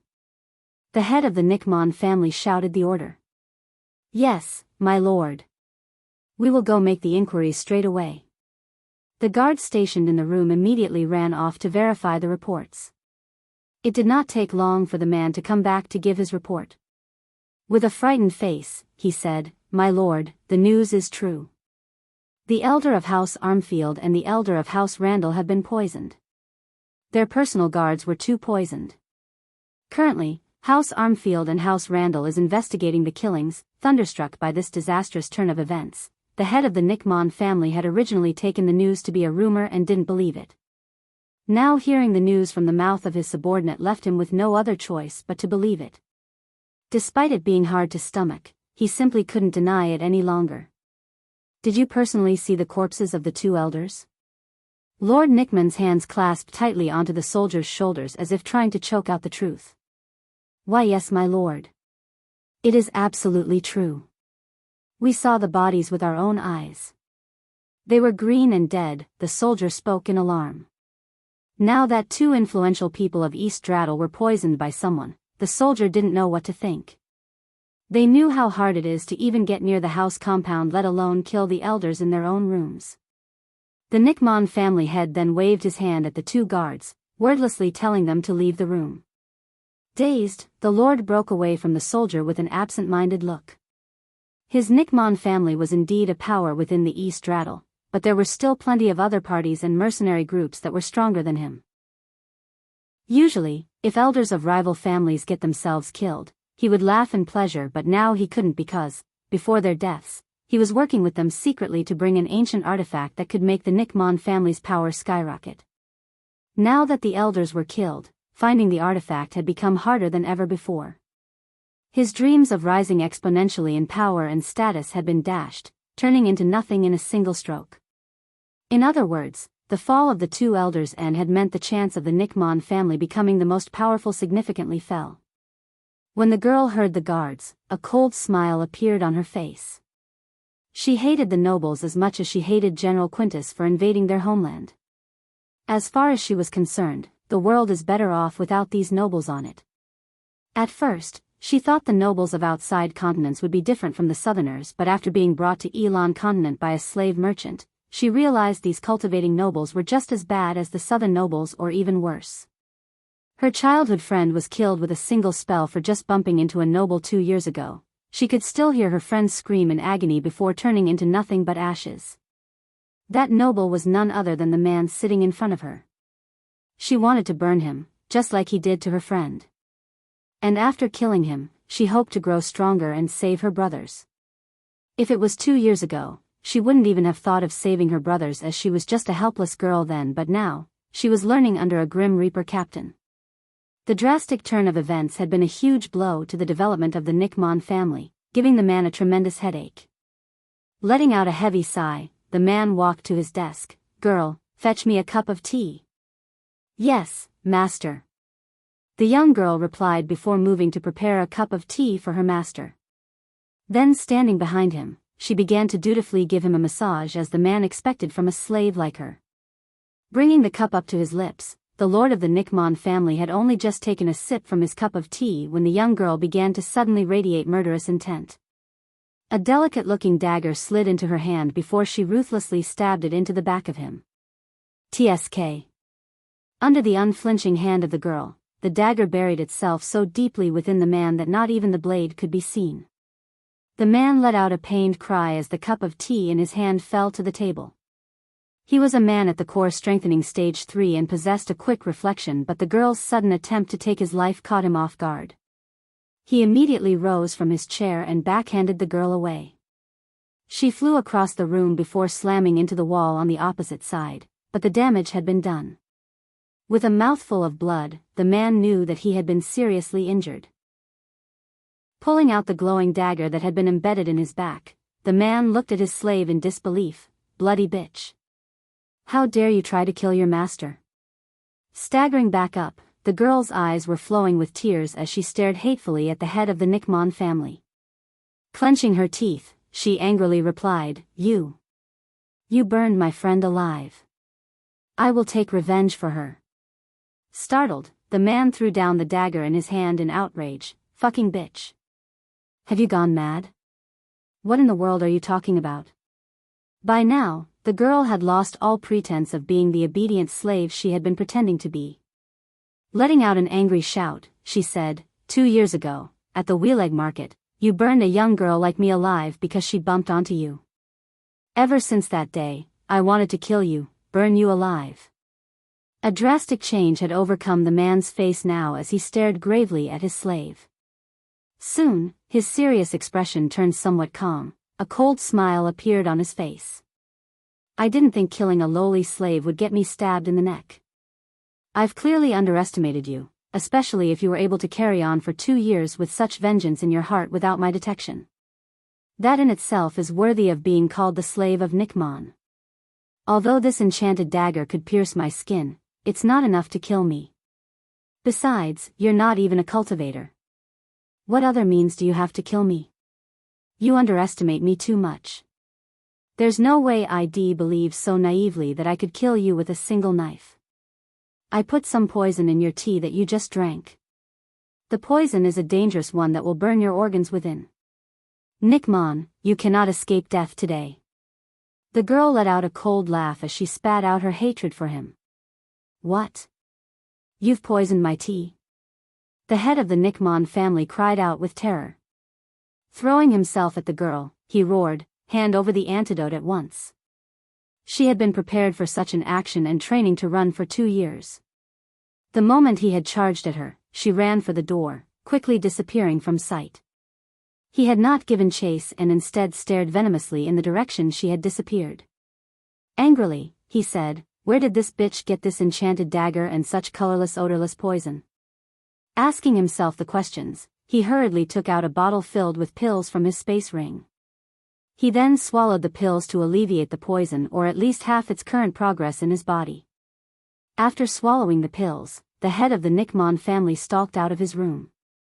Calling forth for his men, he and the 100 others immediately left the household right away. Leaving with haste from the Nickmon family compound through the hidden path, the young girl went to the dark alleyway where she was instructed to go. Her body was in a weaker state than before since she had been struck by the head of the family. She had received no major injuries, but she was not a cultivator yet.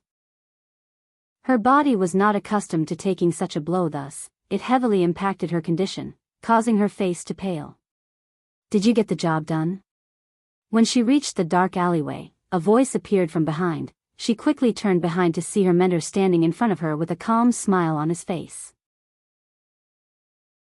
Chapter 176. The sunrise mountains rose in snow-white brilliance, giving a silent invitation for the soul to accept its beauty. Upon the glimmer of sleeping sun on the horizon, the forest was so snowy white. The white blanket of snow rested upon the trees, boulders, and the ground as if it were a feather cushion, soft and warm. It covered the ocean of trees in perfect white, revealing the ingrained beauty of winter. The snowflake took her dance in the wintry air, pure water made all the more beautiful by her crystalline form. The rain of snowflakes looked like they came to earth from heaven itself, blessing the living beings on the ground. Amidst the rain of snowflakes, 2 figures flying towards a snow-covered building in the distance. One of the figures looked exactly opposite to the white rain, Michael. It's beautiful. Michael reached his hand out to catch the snowflakes like a little kid while flying towards the sect with Christopher, who now looked vigorous and less emaciated because of his cultivation level. His grayish patches of hair grew denser and black as his body slowly turned into look like 50-year-old Sylvester Stallone. Whoosh! A small swirling stream of fire brushed past Michael as he turned to see the baby dragon soaring through the sky, melting the mighty snowflakes with his dragon breath.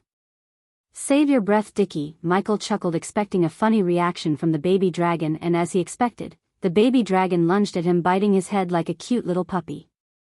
"Don't call me that." While the baby dragon was exacting revenge for calling him Dickie, Christopher started to slow down. "Sect leader, are you okay?" He noticed that the closer they got to the sect, the slower Christopher flew. It has been 15 years, Christopher stopped flying as he looked at the building in the distance. Unlike Michael, who was excited to return, Christopher's heart and mind fought with each other to accept the new reality. 15 years ago, he left the sect with his son on a journey to search for a way to break the curse. At that time, he was afraid that the curse might transfer to Claire. He knew Claire would either accompany them or won't let them go. That was why they decided to leave without telling her the truth. "What do I tell her about her father?" Christopher looked at Michael as he was really expecting an answer from Michael. Michael sighed in his mind. Usually, he would try to avoid sticking his nose into others' business, but anything related to the sect was his business because it would directly affect the sect's legend and the number of badass points he would get. Before hearing Christopher's story, he had a soft spot for the elves, not because the female elves looked gorgeous, but in the books he read and the games he played, the elves were portrayed as an oppressed race. For instance, many novels he read had the elves enslaved by humans. After transmigrating to this world, he couldn't completely put aside these books as just fictional books, considering he transmigrated to this world with the system. However, in this world, elves were not enslaved or oppressed. On the contrary, each race had its own kingdoms and empires. Slavery was considered unlawful and punishable by death in few kingdoms, and although slavery was not completely got ridden, it was also not as bad as some books described, at least, not in Elon continent. "Tell her the truth, sect leader, she deserves it." Christopher took a long breath before nodding. Both of them then picked up speed, soaring through the snowflakes towards the sect. At the same time, in the Sunrise sect, a group of children led by Cindy and a group of disciples led by Jack was running around the building, taking cover and hiding from an unknown danger. "Take it, suckers!" a voice echoed through the area. In seconds of the warning, the air was thick with snowballs so compacted that several feet solid and icy. "Not again," said Jack, looking at the snowball flying towards his face in slow motion. The very next moment, the snowballs made of freshly fallen snowflakes burst open on the impact with his face, showering crystalline fragments that glint in the wintry light. "Take cover," little Cindy shouted at her little army before frantically running behind the stack of bricks and making a stockpile with her little hands to retaliate with. From the lull in the action, she knew Sister Elia is doing the same to replenish what she already used. "Today we White Walkers are gonna win, Sister Elia," Cindy taunted from behind the stack of bricks. "Today will be no different than yesterday, little girl," came the calm voice of Gaia. "Get ready to get your little butts kicked." Plop. Plop. Plop. Just after the voice disappeared, Cindy and the kids were hit by balls of ice with no mercy from above. "Run!" Cindy frantically crawled away to avoid the balls of snow while Gaia stood atop the building roof and kept hitting the little children with deadly accuracy. "Come on, attack her while she's distracted with them." Jack had enough of getting attacked mercilessly by Elia. He started this snow fight to exact revenge on her for constantly bashing him, but ever since the snow fight started, it was him and the little kids who got their butts kicked by Elia. It didn't go as he planned, not at all. Furthermore, each passing day, Elia was stepping up her game as it had become nearly impossible to hit her. Until now, only Claire managed to land a couple of hits, and after that, she was buried in snow by Elia. "Hey Jackie, are you trying to sneak up on me?" Jack's neck hair stood straight up hearing Gaia's voice. He slowly turned up to see her wickedly smiling at him with watermelon-sized snowballs in each hand. At that moment, Jack knew he had no chance to escape but to take the snowball like a man. "Attack!" he dash, plop. Before he could even order his buddies to attack her, he received yet another snowball to his face. This time the force was so great that Jack stumbled back into the pile of snow on the ground. Run, realizing they have no chance of retaliating against her speed of attack. The disciples chose to strategically run away rather than stand there and get hit by the snowballs. Fear me bitches, as I am the queen of snowball fight. Her laughter of triumph echoed through the mountains. Plop. Just as she was evil laughing stood atop the roof, a huge snowball soared through from the sky and blasted her down to the ground. Who the fuck hit me in the back? She was enraged to lose her winning streak.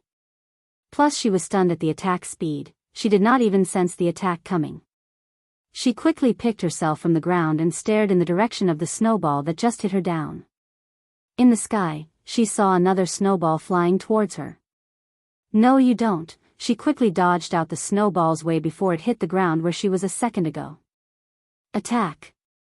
Cindy and her minions returned to the spot after seeing Gaia fall down, and Jack too gathered his group to utilize the moment. However, they didn't expect the rain of snowflakes would become the rain of snowballs, as countless snowballs rained on them, hitting their bodies. Show yourself, damn it! Gaia yelled while evading the snowballs, but still many snowballs hit her right in the face. You should play with some in your size. A wide grin emerged on Gaia's face when she heard the voice. She turned her head in the voice's direction to see Michael descending from the sky. Brother Ghost. Senior Brother Ghost. Senior. Brother Ghost is back. Cindy, the little kids, and all the disciples who saw Michael came running to him as he landed on the ground with Christopher. For a few moments, none seemed to notice the old man.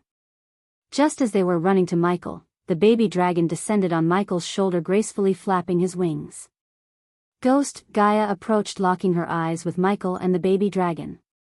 The baby dragon stared at her with love before quickly changing his gaze to a slight enmity. What took you so long? She locked Michael with a long warm hug, ignoring the old man standing beside him and staring at everything in wonder. Nothing big, just a few mutated beings and life-threatening dangers in the treacherous ocean. What? Her embrace tightened the moment she heard the name treacherous ocean. I'll tell you everything later. Michael gently pushed her away to look at Christopher. Sect leader, you should go meet sect leader Claire alone. Sect leader? The disciples wondered as they all looked at the old man before their eyes widened in utter shock. Their bodies felt weak, and even Gaia took a step back further away from the old man in disbelief. Soul refiner. While they were staring at Christopher speechlessly, Michael turned towards Jack. Jack, show him sect leader Claire's house. It took Jack several seconds to come out of the shock of seeing a soul refiner with his own eyes. Yes, yes. Sect leader Claire, yes. Got it. Jack stuttered. Christopher took a deep breath before slowly following Jack towards Claire's house to meet his granddaughter after 15 years. They all, including Michael and Gaia, stared at Christopher in silence. After his figure disappeared, Gaia turned her gaze towards the baby dragon and started an intense staring contest with the scaly creature. Dicky, shitface, the baby dragon replied and shocked everyone around them. The baby dragon can talk. Oh my god. While the female disciples were staring at the baby dragon with sparkling eyes, only Jack's group realized the danger the baby dragon in. She's going to turn that noble dragon into a foul-mouthed bastard, brother. Just after Jack and Christopher left the place, Michael heard Cindy's voice as he looked down with a smile to see the little girl throwing herself at him. Chapter 177. Under a large snow-covered tree, Michael was looking at the river town on the horizon. On his shoulder sat the baby dragon, only he did not stare at the river town but stared at Gaia, who was standing behind Michael, tensed. Her body was slightly shivering in a mix of both anger and shock. Michael told her everything that happened after he left her at Royal Land, except the things that the system did. She seemed stunned hearing the events that happened in the treacherous ocean until she heard about the part where he spirit walked with Layla. When Gaia heard that, she had pretty complicated feelings arise inside her: jealousy, anger, a regret of not accompanying him into the treacherous ocean, and murdering intent towards Layla. Her emotions and reactions did not surprise Michael, as he was expecting this. He knew that any girl who is in love would feel exactly like her when another girl comes into the picture. Although Gaia never expressed her feelings for him, he knew she loved him. He was not oblivious to that fact, but only waiting for her to tell him that she loves him. It was one of the reasons that Michael chose not to have sex with Layla, because he wanted to be faithful to one girl, Gaia. However, if what happened between him and Layla made Gaia lose interest in him, he would not force her and hope to find his better half in the future. "Did you know about spirit walking?" After remaining silent and pondering about the events, Gaia asked. "Only from the memories of Abras," he said, turning his head to look her in the eyes. Surprisingly, there was no anger in her eyes. "Did you have any kind of feelings for that bitch?" "If I had, I would have chosen the other method to neutralize the energies." Michael did not even take a moment to think about her question as he answered truthfully. "Good," she said, walking towards him. When she got closer to him, closer to the point his warm breath brushed past her face, she looked him in the eyes before wrapping her hands around his neck to pull him closer to lock her lips with his. In her kiss were the promise of years and the sweetness of waiting for real love. The kiss was not at all the same as in the movies, but one steeped in a passion that ignites. It was the promise of realness, of the primal desire that lives in us all. And with it, she told him that she is awake, connected within, that she embraces himself rather than hide as a copy of those romantic idols. There was something so heavenly about the kiss in the rain of snow, a tender moment that just wouldn't wait. It was that burst of love that is expressed, not caring if the snowflakes soak through to chill the skin. The kiss was a connection that shows the strength of the feeling, the mutual need. Nature could bring the rain of snow, but their inner sunshine warmed them from within. A few seconds after, Michael pulled her closer, slightly lifting her from the ground to show his appreciation of her. In that moment of the kiss, their chemistry became an ever-bright flame. In that kiss was the sweetness of passion, a million loving thoughts condensed into a moment. Drops of happy tears flowed down from the corners of the baby dragon's eyes as he embraced the both of them with his stubby wings and placed his little head on their faces. Their kiss lasted longer until they both ran out of air in their lungs. "You are mine," her voice contained the right amount of love and killing intent to warn him that he can't run around seducing girls anymore. "And you are mine," he said gently, giving a peck on her flushed red cheek. "You both are mine." The baby dragon broke the romantic moment with his protest and made the both of them chuckle at the same time. They looked at the baby dragon before they gave a soft kiss on each cheek. The baby dragon curled up against their chest like a baby, smiling and feeling the warmth of family that he never felt with his own dragon family. Michael put his arm around Gaia's shoulder, gazing at the distance and savoring this moment in silence. "Congratulations. Subordinate Gaia has reached 100% loyalty. Congratulations to the host for unlocking mentor function level 2. The host can now boost your chosen subordinate's cultivation speed by 40%. The smile on his face grew wider hearing the notification in his mind, but he did not immediately enter the system but stood with his better half etching this moment into his brain, because not everything was about power, as little things like this made life worth living. "Mother, are you looking at me from heaven?" Gaia thought as she looked at the sky. Tears strolled out of her eyes. She had only a few memories of her mother. She remembers her mother would say that there is only one happiness in life: to love and be loved. After her mother died, she never loved or was loved by anyone. Even her father paid little to no attention to her because at first, he had to rule the kingdom, and then, he married another Salisi and had Zanali together.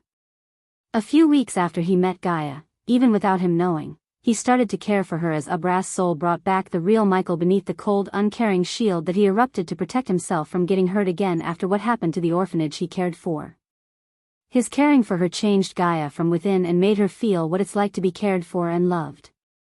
With him, she felt the protection of a father and the love of a mother, and the affection of a playful sibling. Looking at the tears on her face, the baby dragon moved his claws to gently wipe off them. "Cry, baby," he giggled after wiping off her tears. "Jerk," she flicked him on the head as a return to his snarky comment before turning her gaze at Michael. "When will you marry me?" she boldly asked. "After I dethrone your father and make you the queen of Nagaland," he said. It was not an excuse to delay marrying her but a promise he made to himself a moment ago. He wanted to give what she always desired, the throne of Nagaland. From now onwards, she would be his better half, his soul mate, his queen, and he would give anything that his queen desires, and he knew she would do the same to him. "Then you will only get kisses from me, nothing more." She stomped the ground. She expected him to marry her today itself, but seeing the love in his promise, her heart felt warmth. "Oh," she pulled her closer, "it's more than enough," he said before savoring her lips one more time. After leaving the place where they started the journey as each other's soul mate, they returned to Michael's home in the sect. With hot tea made by Raylene in their hands, they were laying on the sofa with the baby dragon in the middle of them. "So did you find out who was running around pretending to be Lucifer?" "About that, I have good news and bad news. The good news is all of the fake Lucifer's victims were sick noble sons of bitches that we would have eventually killed. The bad news is I think it's the Guardians who are pretending to be Lucifer to catch the real Lucifer, us." "Oh, how come?" Michael was surprised a bit by Gaia. If what she said was true, then it would show him that the Guardians would play dirty to catch him. Because of this, she flicked her wrist as a portrait of a man wearing an eye patch and a hat with feathers appeared in her hand. "He goes by the name Quinn, he's a bandit captain wanted by many kingdoms. He has a large number of powerful beast men under his command. A few years ago, he killed a guardian and his family, which made him the priority target of the entire guild. He was hunted down by the Guardians and declared dead, but I saw this evil fuck alive and kicking in the forest surrounding the royal land. What's the connection?" the baby dragon asked.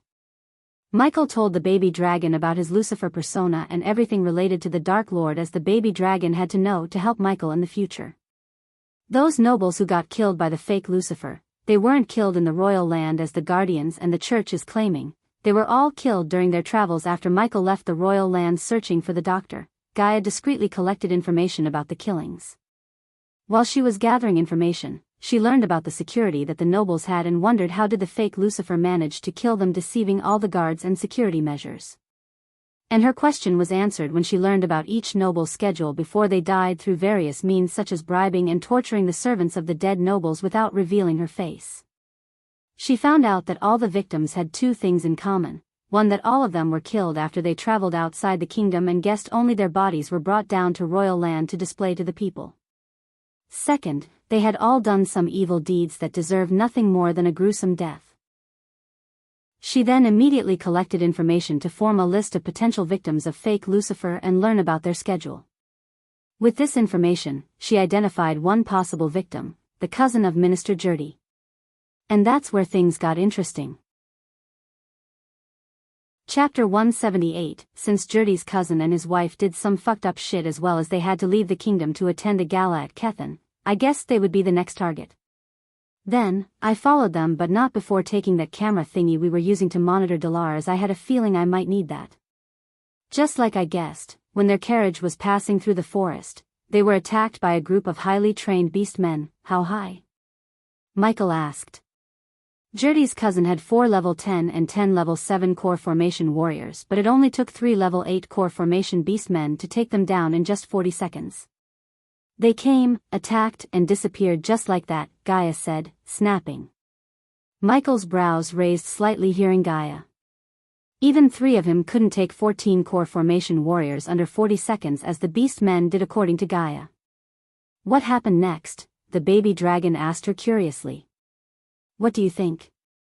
"I followed them to their campsite, but I couldn't get closer to the camps without alerting them, as they had a magical barrier around the place. I waited there for an entire day, waiting for them to make a move, and the next day, I saw Quinn walking out of one of the huts followed by 2 frickin' core strengthening level 3 beastmen. However, that wasn't what surprised me, it was what happened next." She paused for a moment to build up the tension as the baby dragon slowly stood up, waiting for her to continue. "The lackeys of Quinn came out of the hut carrying the bloodied bodies of Jerdy's cousin and his wife. I knew something really fucked up was going on and followed them deeper into the forest until I saw them placing the 2 bodies in the middle of the forest. At first, I thought they were just leaving the bodies for the predators to eat, but when I tried to get closer, I sensed another buried, and this time the barrier was several times stronger than before. I knew I would be attacked by the barrier or get caught by the one who set the barrier, so I kept a safe distance and used the rare mind-controlling scroll on a bird." "Why did you do that?" the baby dragon questioned Gaia to see her roll her eyes. "To strap the camera thingy around the bird's neck to get a bird's eye view." Michael felt proud of her. She did the right thing because the mini camera was bought from the system store and had no magical trace to it, so barriers set by the cultivators couldn't detect the camera. This was one of the reasons that he used it to monitor Delar without the orc detecting the camera. Plus, the camera could be instantly connected to any glass orb that Gaia had in her space ring. The only downside of the camera was if it wasn't set by Michael himself, there wouldn't be any recording of the feed, but it didn't stop Gaia from using the camera. As I was waiting for something to happen, the camera thingy got a picture of a cloaked figure who picked up the bodies and disappeared in a flash. The next day, the church and guardians declared that Minister Jurdy's cousin and his wife were brutally murdered by Lucifer in their home. What makes you say it was the guardians who have been pretending to be Lucifer? This time it was not the baby dragon, but Michael asked the question. Think about it, human. Who could bring the bodies into the kingdom and display the bodies in the daylight without alerting the holy guards or the guardians unless it was the guardians themselves? What about the church and holy guards? He asked again as Gaia shook her head. I know the church and the holy guards, they won't go around murder people unless someone picked a fight with the church. Some of those dead nobles constantly paid donations to the church, although they were evil pieces of shit, they went to church regularly. Why would the church kill them to catch Lucifer? Besides, the priests won't let something like this happen as it would stain their image and the fake Lucifer is throwing up on their image. So that leaves us with one possible suspect, the guardians. I did not see the cloaked figure and have no real proof to back my claim, human, but every fiber in my body is telling me it's the guardians. I trust your judgment. Michael agreed with her because what she said made sense to him. He knew it must be either the church or the guardians who had the resources and power to display the bodies in the daylight without alerting the guards. The good thing was all the dead nobles were evil, so his image of evil killing Lucifer would not take a major hit because of the fake Lucifer, but still, he had to tell the royal land that it's not him, the real Lucifer, who was killing the nobles. If it was before he went to the treacherous ocean, he would have let the fake Lucifer run around, as he did not have the chance to kill the nobles who were now protected by the holy guards and their own guards. However, with the inventor trait, he could assassinate them without getting closer to the nobles. Of course, it would require him to do a good old-fashioned stakeout, information gathering, and planning to assassinate them, except he was great at those things. Do you still have the list of evil nobles in royal land? Of course I still have it. Why are you two grinning? The baby dragon asked, noticing the devilish grin on their faces. You will know soon, Dickie. Don't call me Dickie. Ouch! The baby dragon lunged at Gaia, biting her hand mercilessly in anger. Speaking of Dickie, we need to name him. Michael put aside the list for a moment and said, pulling the baby dragon from her hand. We already did. His name is Dickie. He release me. I'm gonna take a bite out of her. The baby dragon struggled to get out of Michael's clutch as he reached out his claws to at least scratch her. Looking at the furious baby dragon, she just stuck her tongue out to make fun of him. Michael patted the baby dragon's head while thinking of a badass name suitable for a mighty dragon. Nightmare. After deep thinking, Michael found a name for his baby dragon. I don't like it. What about Aslan? Bitch. Hey. Michael released the baby dragon as they both began to roll around the floor, playfully fighting with each other. He grabbed the list to pick his next target. It didn't take him long before his eyes landed on a familiar name, Minister Jurdy. He did not need to ask what Minister Jurdy did to end up on Gaia's list, because if Jurdy made it to the list, he must have done some evil shit. Michael knew it. However, before he could start preparing for the assassination, he had another most important task to finish. He quickly took a piece of paper from the table before them and began to write a list of things he needed to finish the task, as well as test his inverter skill. Dickie, you are just at the foundation stage. You cannot hurt me, Gaia said, flicking the baby dragon on the forehead. But I can still burn your clothes. The baby dragon revealed an evil smile as he quickly ran up to her neck and grabbed her neck from behind using his claws. The fuck? Don't you dare, I just bought these. She felt the baby dragon's body getting warmer and warmer. She struggled to grab him, but the baby dragon easily avoided her hands thanks to his small body. Quit it, you two, Michael laughed, seeing the two play and fight like little children. Yet the two of them did not stop fighting until he used a low-powered wind blast to throw them onto the sofa. Do you know what happened to Ella and Matthias? I thought he would come here to make me apologize. Gaia stopped fighting with the baby dragon as Nightmare flew into Michael's hand, tired of fighting. After I returned to the sect, I sent potions and pills to her so she could use them to earn the support of elders and some influential disciples. 3 days ago she sent me a message that she has been convincing people to join her and so far everything's going well. Probably Matthias had forgotten about you in the midst of saving his seat. Make sure Ella stay alive. It's most likely that Matthias wouldn't go down without a fight. Gaia simply nodded, hearing him. How's the construction work of our restaurant going on? Pretty well, actually. We had no ambushes after the first Reaper's attack, so it's going on at full speed. The dwarf said the restaurant will be finished by the start of next week. And oh, Olivia is staying with Claire, and just like I said, Aragoth built a mini portal for her to travel between Aragoth and here. Now we have Aragoth and a soul refiner to protect our sect, so we should speed up the renovations and stuff. She felt excited thinking about how rich they would be after making Sunrise Sect one of the best sects in Elon. Yes, we have a lot of work to do.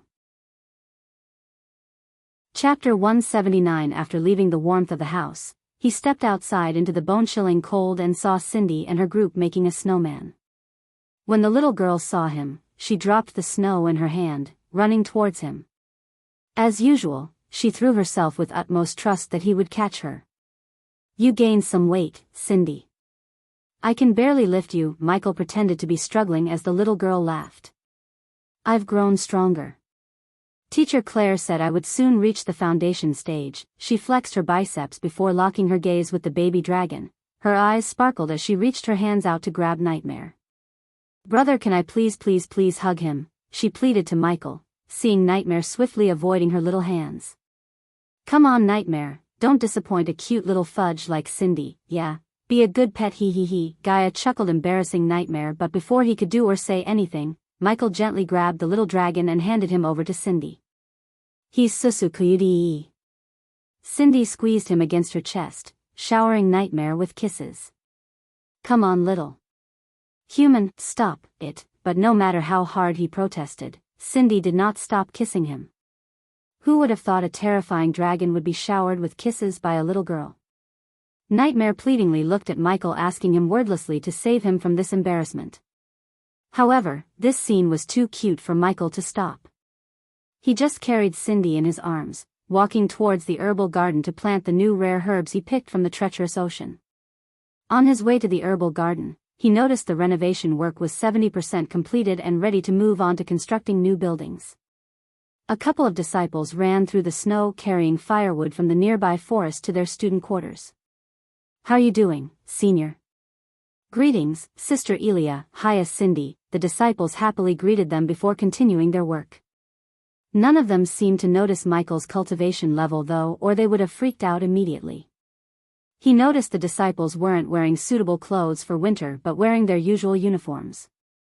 Thinking about this, he just nodded at them with a smile while Cindy gave them a short wave as she was busy squeezing Nightmare.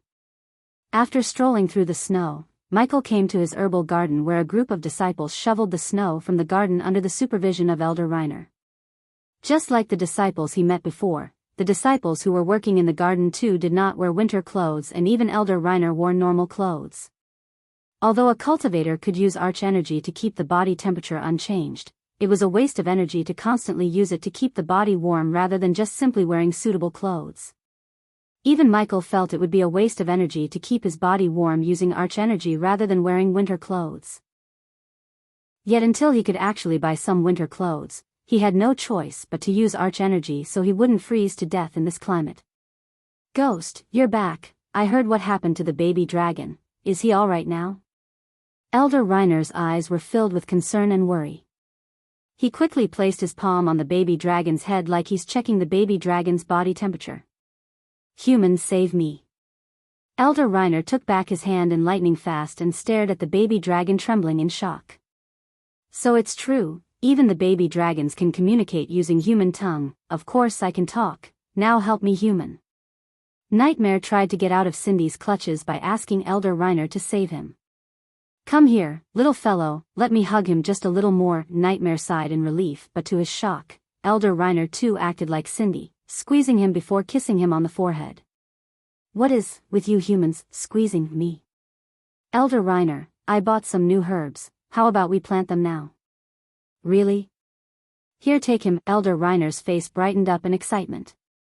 He quickly gave back Nightmare to Cindy before Nightmare could escape. I assume you took them from the treacherous ocean, Elder Reiner calmly asked, and his calmness really surprised both Gaia and Michael. Yes, Elder Reiner. You seem awfully calm about that, Michael said. Elder Reiner just patted Michael on the shoulder. Young bloods like you need to take risks like that.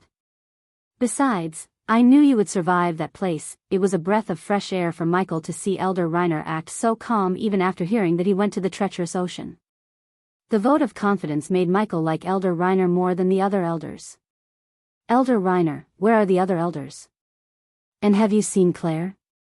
Gaia asked, doubting that Elder Reiner still has no idea about the return of Claire's grandfather. They are in seclusion. I think they won't be available for another 3 days, and Claire, she's in her home. Why do you ask?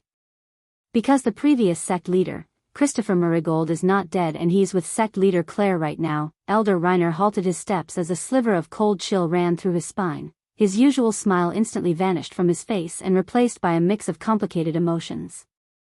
No. It can't be. How? It's true, Elder Reiner. Whoa, Elder Reiner stumbled on Michael as he quickly grabbed the old man to steady him. You, get your ass over here, Gaia shouted at one of the disciples shoveling snow. Not only the one who was summoned by Gaia but also every disciple who was working in the garden came running to Elder Reiner when they saw Michael holding Elder Reiner's weak body. Grandpa Reiner, what happened to you? Cindy stopped petting Nightmare, looking at Elder Reiner. Her eyes already started to well up in tears. This is why you never break shocking news to elders too suddenly, Elia, Gaia shrugged hearing Michael. Yeah, you dumb, you almost killed that old human. Nightmare did not let go of this opportunity to mock her while hovering above her head. Ghost, how, where? Elder Reiner asked in a weak voice. I think it's better if you ask the previous sect leader himself, Elder Reiner, Michael said as Elder Reiner slowly regained his normal composure to go meet the previous sect leader himself. Do you think I should break the news to Elder Sandra? Gaia laughed, thinking that she almost gave a heart attack to Elder Reiner. The old man's reaction saddened and shocked the others, but for her, it was funny. No, you shouldn't, Michael said before slapping the back of her head. Plop. Jerk. After Elder Reiner went to meet Christopher and Claire, Michael stepped into his garden and planted all the new herbs he brought, such as blue camellia, mountain saffron, ivory dill, autumn leaves, worm mustard, and many others. Since the disciples did not know much about herbs, they couldn't recognize the value of the herbs they were planting along with Michael. However, Gaia recognized a few of the rare herbs such as blue camellia, and bounced up and down in excitement thinking about how much money they would make by selling the herbs to nobles and alchemists. If I can eat that, Ghosty, I can definitely reach foundation stage level 3 in a few weeks. Nightmare sniffed the ivory dill with sparkling eyes only to get swatted by Michael. Go away. It's not for you to eat, not yet, he. Gaia laughed at Nightmare getting chased away by Michael, leisurely sitting on her chair without helping Michael in the garden works. That was intense. While Michael was gently planting the herbs, he saw Jack walking into the garden flabbergasted. I've never seen sect leader Claire cry like that, Jack sighed sitting on the ground near her feet. Did you see Elder Reiner? Yeah, he's currently with sect leader Christopher. Brother Ghost, Sister Elia. Do you think sect leader Claire would step down from her position? The disciples working with Michael looked at him waiting for his answer. I don't know, but I guess sect leader Christopher won't take the position even if sect leader Claire decided to give him, Michael said like it was only his guess, but deep down he knew Christopher wouldn't take the sect leader position as he has more important things to worry about, like searching for a permanent way to lift the curse and rescue Claire's mother from the elves. Since Michael had to face the great clans anyways, he planned to use Claire's mother as an excuse to fight the elves unless they choose to stay the fuck out of his way of conquering this world. Jack, I need you to hit Bradford and buy these things for me. Michael gave the list of things he needed to build his secret weapon to beat all the Guardians and the Church. When he finished building what he's planning, the Church, the Guardians, and all of the nobles in Gaia's hit list wouldn't even know what hit them. The time for relaxation was over, and after returning to Abyssal, the time for bloody action would begin and Lucifer's name would spread through the entire kingdom. Take the Pegasus, and also, Michael handed over the list to Jack before turning to look at all the disciples. Bring the biggest cloth merchant in Breedia to me. Hi readers, as usual, this chapter is about the little things that would make the story flow flawlessly. From the next surprising arc will begin. and trust me, it's going to be one hell of a ride packed with action and adventure. Chapter 180. When the sun's light faded away and the darkness surrounded the mountains, Michael and Gaia left their home through the back door. They informed Jack that they are going to secluded cultivation and not to be disturbed. After reaching the core formation stage, Michael's flying speed increased significantly. It only took them 5 hours to reach the dark forest. No matter how many times I enter this place, it still gives me the creeps, Gaia said, staring at the dark walls of the abyssal. The winter climate blanketed everything in white snow except the dark forest, as not a single drop of snow could be seen in the forest. As usual, the dark storm clouds hovered over the forest with continuous flashing purple streaks of lightning. It was a domain that stood independently, radiating an evil vibe, a vibe that could be even compared to the treacherous ocean. "This is home, Dark Queen," Michael, who was now adorning Lucifer's armor, said. He truly did feel at home, much as he did when he was at the sect. To be honest, he liked Abyssal more because here, he was himself. Deep down he knew Ghost was just a facade and Lucifer is the real him. Michael did not waste any time interacting with Delar but went straight to his room on the far end of the underground. Dickie would love this place. Gaia jumped onto the bed that Michael bought from the system and placed it in his room, which was used by her more than him. His room had not many things and seemed empty.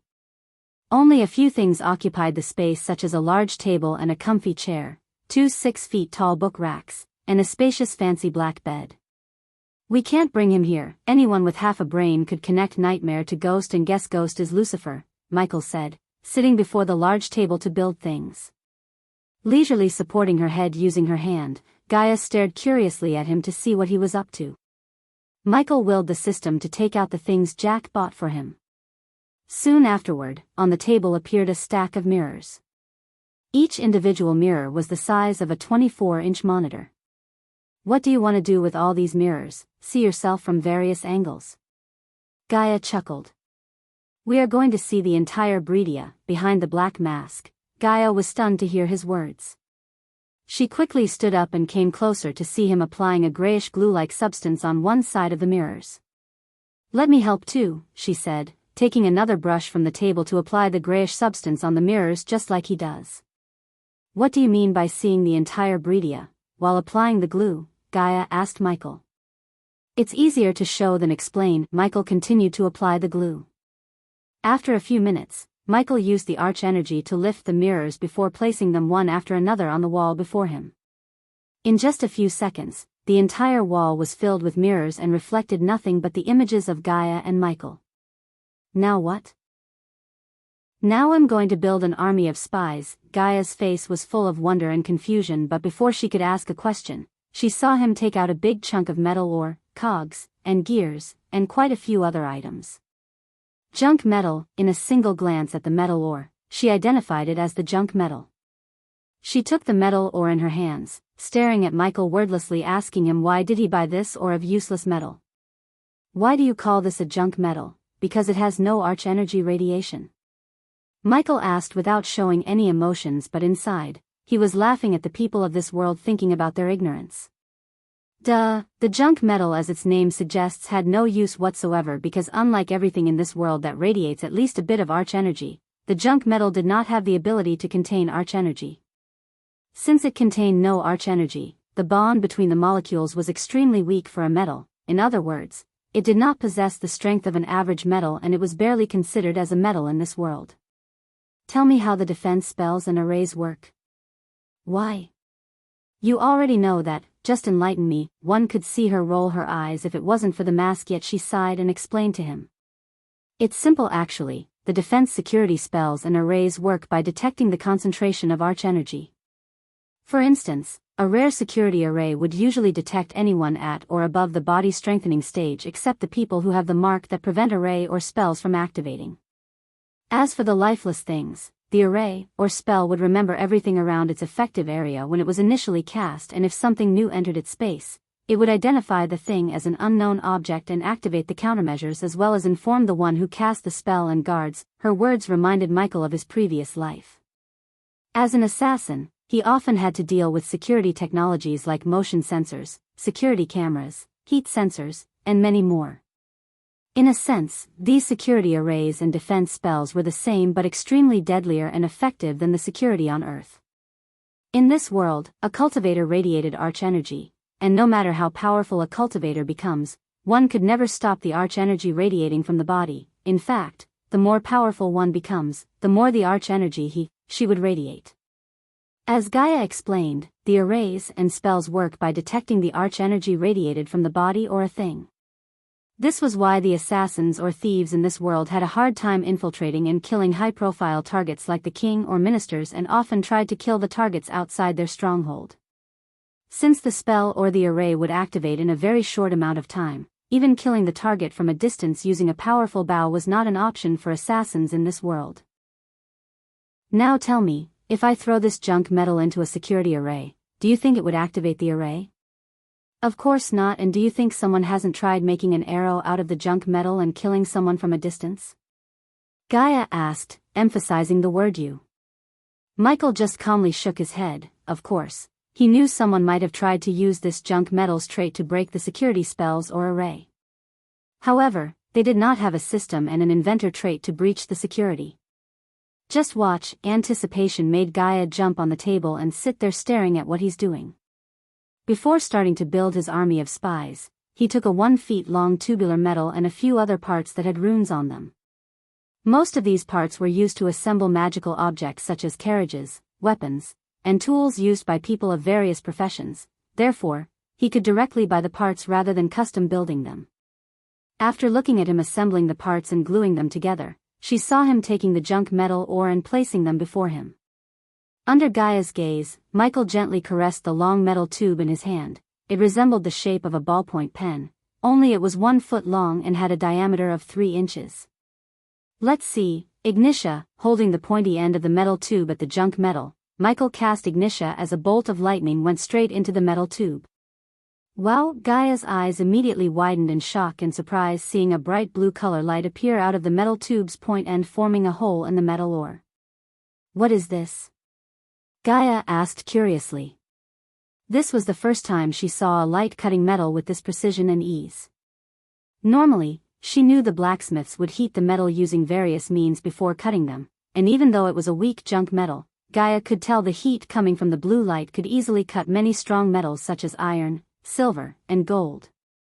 It's called laser. With this I can build my army of little spies. How? Her eyes sparkled, wanting to play with the laser like a child. You'll see. After successfully building a laser to cut the metal in desirable shape for his first big move in taking over Breedia, he had everything he needed to build little spy cameras. Michael's full focus was on the task at hand as he began to cut the metal ore and assemble various parts in front of Gaia's eyes. He felt like Batman who was creating Batarang in his Batcave. Spider? After Michael assembled his first spy camera, Gaia took it gently and examined it with eyes full of curiosity and wonder. The spy cam on Gaia's hand was the size of a shirt button. It had 8 tiny legs, and instead of 8 eyes, it had only 1 eye on the center of its head. How does it work? System: connect the spider cam to one of the mirrors. Before answering Gaia, Michael entered the system to connect his spy cam to one of the mirrors. He did build the spy cam to use arch energy and link with any orbs without the help of the system, but with the help of the system, he knew that he could create a state-of-the-art surveillance unit in Abyssal. It will cost the host 20 badass points. Do it. Michael experienced a tingling sensation in his mind after he ordered the system. Soon afterward, he exited the system to feel that he could control the spider cam using his thoughts instead of a remote. Whoa! Behind the mask, Gaia's jaw slightly dropped when one of the mirrors suddenly began to show her face. She stared at the mirror and the spider on her palm repeatedly until Michael gently grabbed the spider cam from her. With this, we can soon spy on the entire Breedia. Chapter 181, Wonderful. Gaia joyfully clapped, thinking about the opportunities these little spiders would bring them. She focused on the spiders Michael is building, but no matter how hard she focused, she couldn't even sense a trace of arch energy from them as expected of the spiders made of junk metal. One by one Michael connected the spiders to the mirrors, building a state-of-the-art surveillance unit in the Abyssal. After building a couple of spiders, his speed increased significantly. It took him approximately 2 hours to build 60 spiders before finally running out of parts and materials. We have 60 spiders, so we have to use them efficiently. Can you build more of these, and how do you control them? I can control them using a telepathic link, and at the moment I can maximum control 65 spiders. The number of spiders he was able to control depended on his cultivation level. At the core formation stage, he could maximum control 100 spiders when he reaches the level 10. At level 1, 60 was his threshold, but 60 spiders were more than enough for him to spy on the important nobles and figures in Breedia. Since that's the case, I suggest we send some of them to the church, guardians, and the king of Breedia. It's my plan too, but we should test our little spies first. A devilish smile could be seen behind Michael's black mask, and the same could be said to Gaia. At this moment, the world had not one but two dark lords, Lucifer and his queen. The two of them were made for each other, as they had the same target in their minds, Minister Jerdy. So what are we waiting for? Let's go. Gaia was excited to see the spiders in action. I have one more thing to do. How strong is your venom? The sudden question slightly surprised her. Anyone below my cultivation stage would definitely die if my poison entered their body.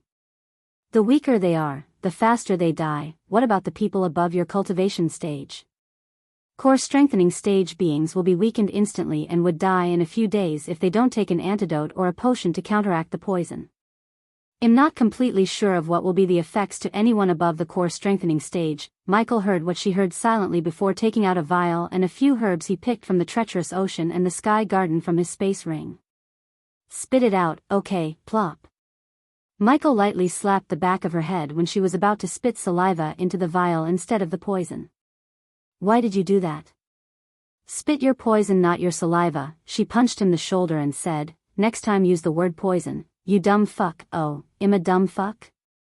Just give me your poison, your royal highness. He couldn't help but chuckle after hearing her. With the smirk on her face, she lifted the mask as her canines slightly grew longer like a vampire. Soon from the point of her two canines, dark green drops of poison dribbled into the vial, permitting a nauseating stench. After the vial was half filled with Gaia's poison, Michael conjured the alchemy flames above his hand and began to throw the herbs on the table into the green flames. Gaia patiently waited for him to complete the potion brewing. System, can you remove the arch-energy radiation from this potion? Michael asked the system, staring at the colorless liquid in the vial before him. It can be done for 1,000 badass points. 1,000 points, huh? Michael pondered for a moment before ordering the system to do it. Take it. A small layer of light that could only be seen by Michael wrapped around the vial before fading away from the eyes. The next moment, Michael could not sense any arch-energy radiation from the potion. It was completely colorless and odorless. What is this? A better variant of your poison. Michael handed over the poison to Gay to inspect. She took a sniff and then stuck the point of her tongue to taste test it. It is my poison, but how can it not have any trace of arch-energy? I'm a 5-star alchemist with ancient knowledge, and I'm awesome. Yes, you are. Gaia leaned closer to lift his mask before locking his face with hers to merge in a passionate kiss. A week after Michael built his spy cameras, at the moment in Royal Land, two cloaked figures were standing far away from a mansion blending with the surrounding trees. The mansion was located in a residential area of the Royal Land. There were no buzzing crowds. Line of buildings and merchant carriages could be seen in the area around the mansion. From the outside, the mansion looked old but wonderful. It was built with tan stones and has red brick decorations. Large, octagon windows added to the overall look of the house and have been added to the house in a very symmetric way. The mansion was square-shaped. The house was fully surrounded by glass overhanging panels. It had 2 floors. The second floor was smaller than the first, which allowed for a roof garden on 2 sides of the house. This floor had a very different style than the floor below. The roof was low and rounded and was covered with stone slabs. 2 large chimneys on each side of the manor poked out of the roof. Several large windows let in plenty of light to the rooms below the roof.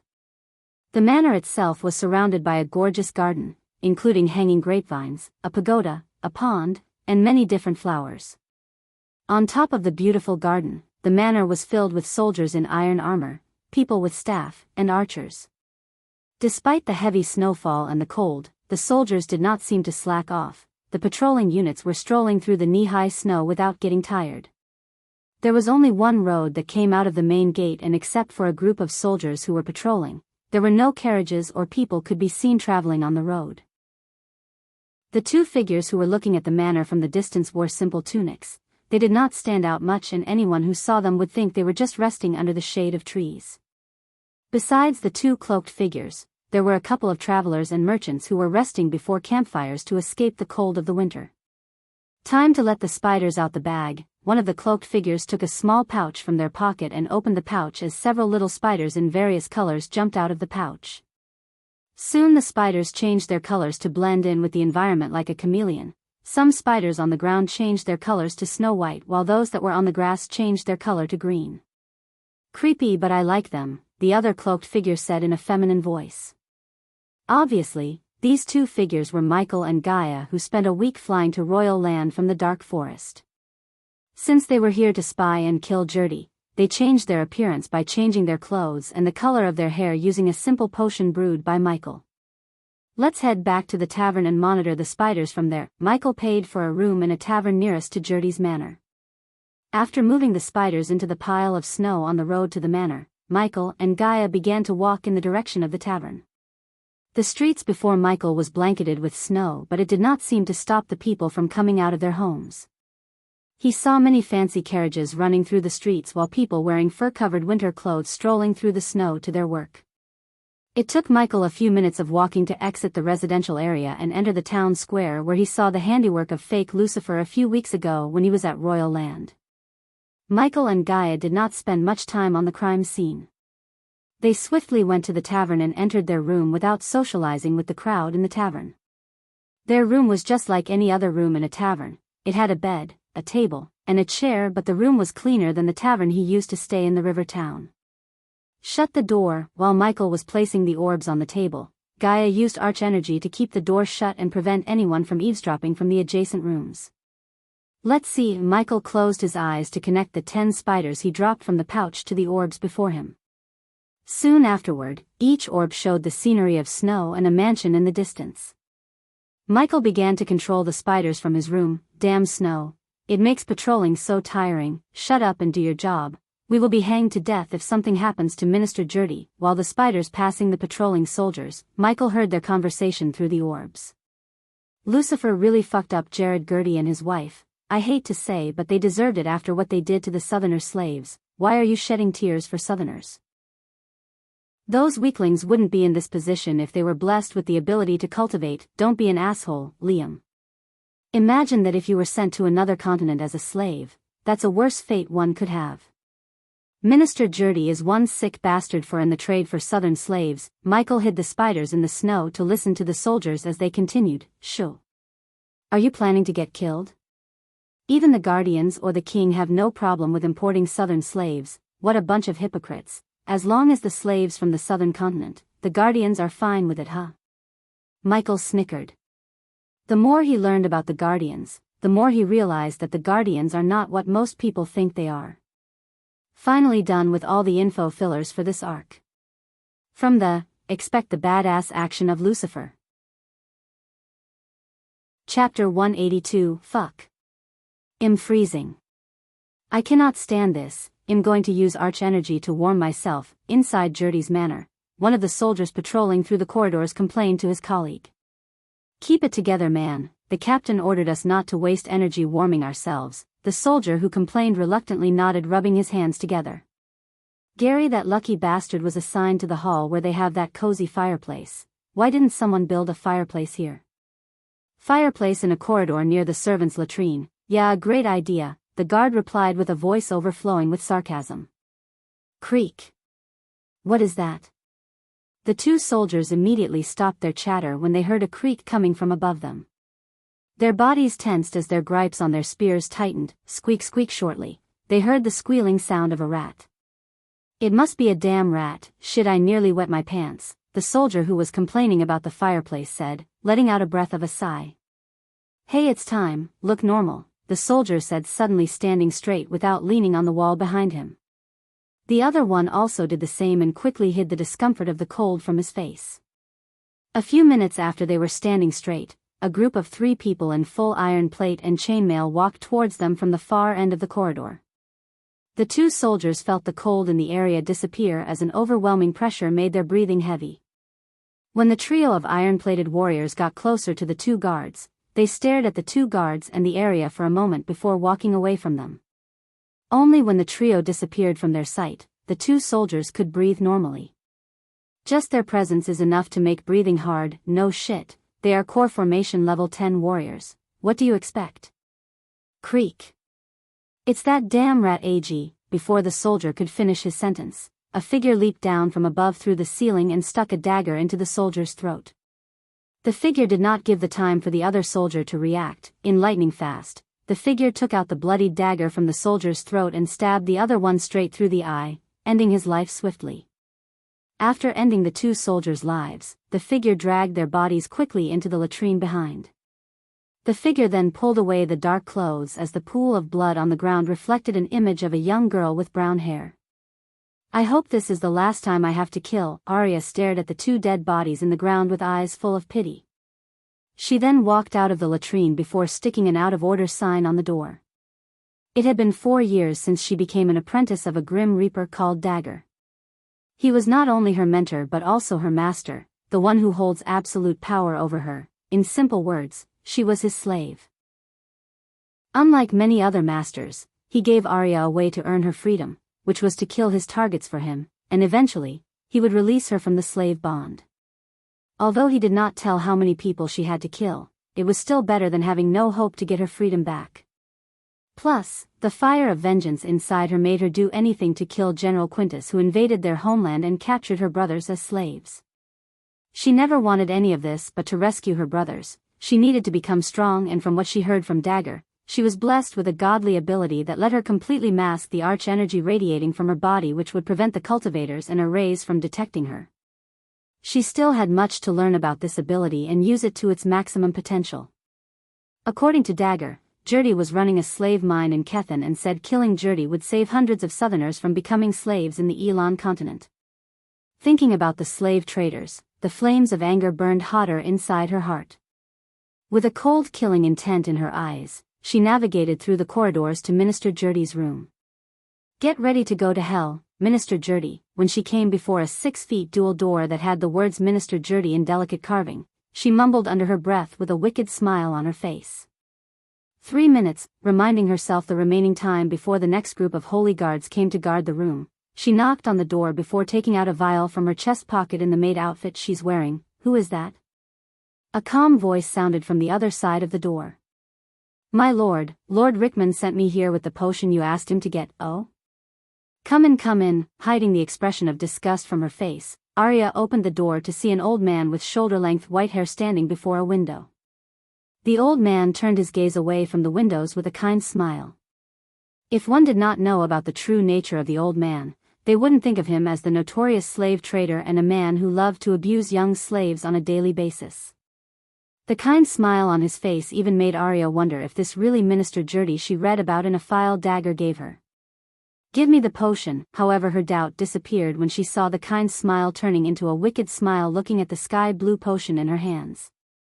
Yes, my lord, this is just what I need right now. The old man grabbed his crotch, wickedly smiling at Arya.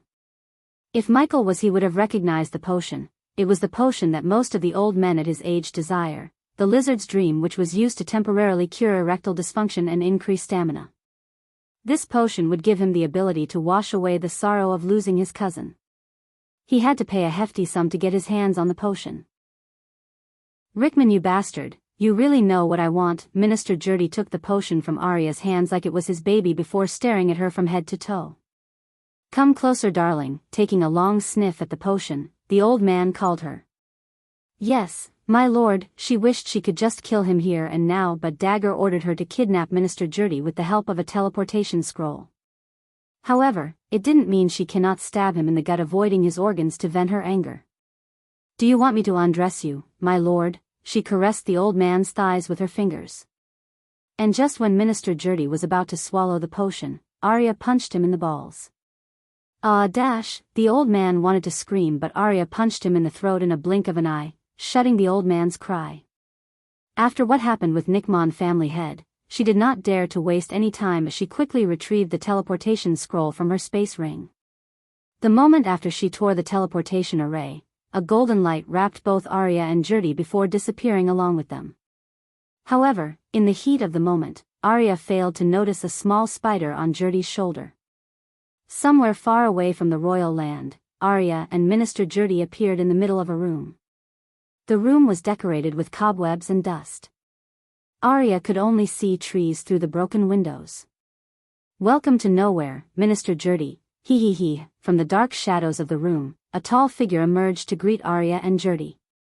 Minister Jurdy was not a powerful cultivator, he was only at the body refining stage, so he was still feeling the excruciating pain of getting his balls punched. He growled in pain and slowly looked up in the direction of the voice to see a tall figure wearing red robes and a clown mask. On his chest dangled a medallion with a wolf head etched on its surface. Master Arira bowed deeply towards the clown-faced man and stepped aside from Jurdy. He, you did good, my student, he. His laughter filled the silent room with wickedness and sent a cold chill running through Jurdy's spine. Who are you? What do you want?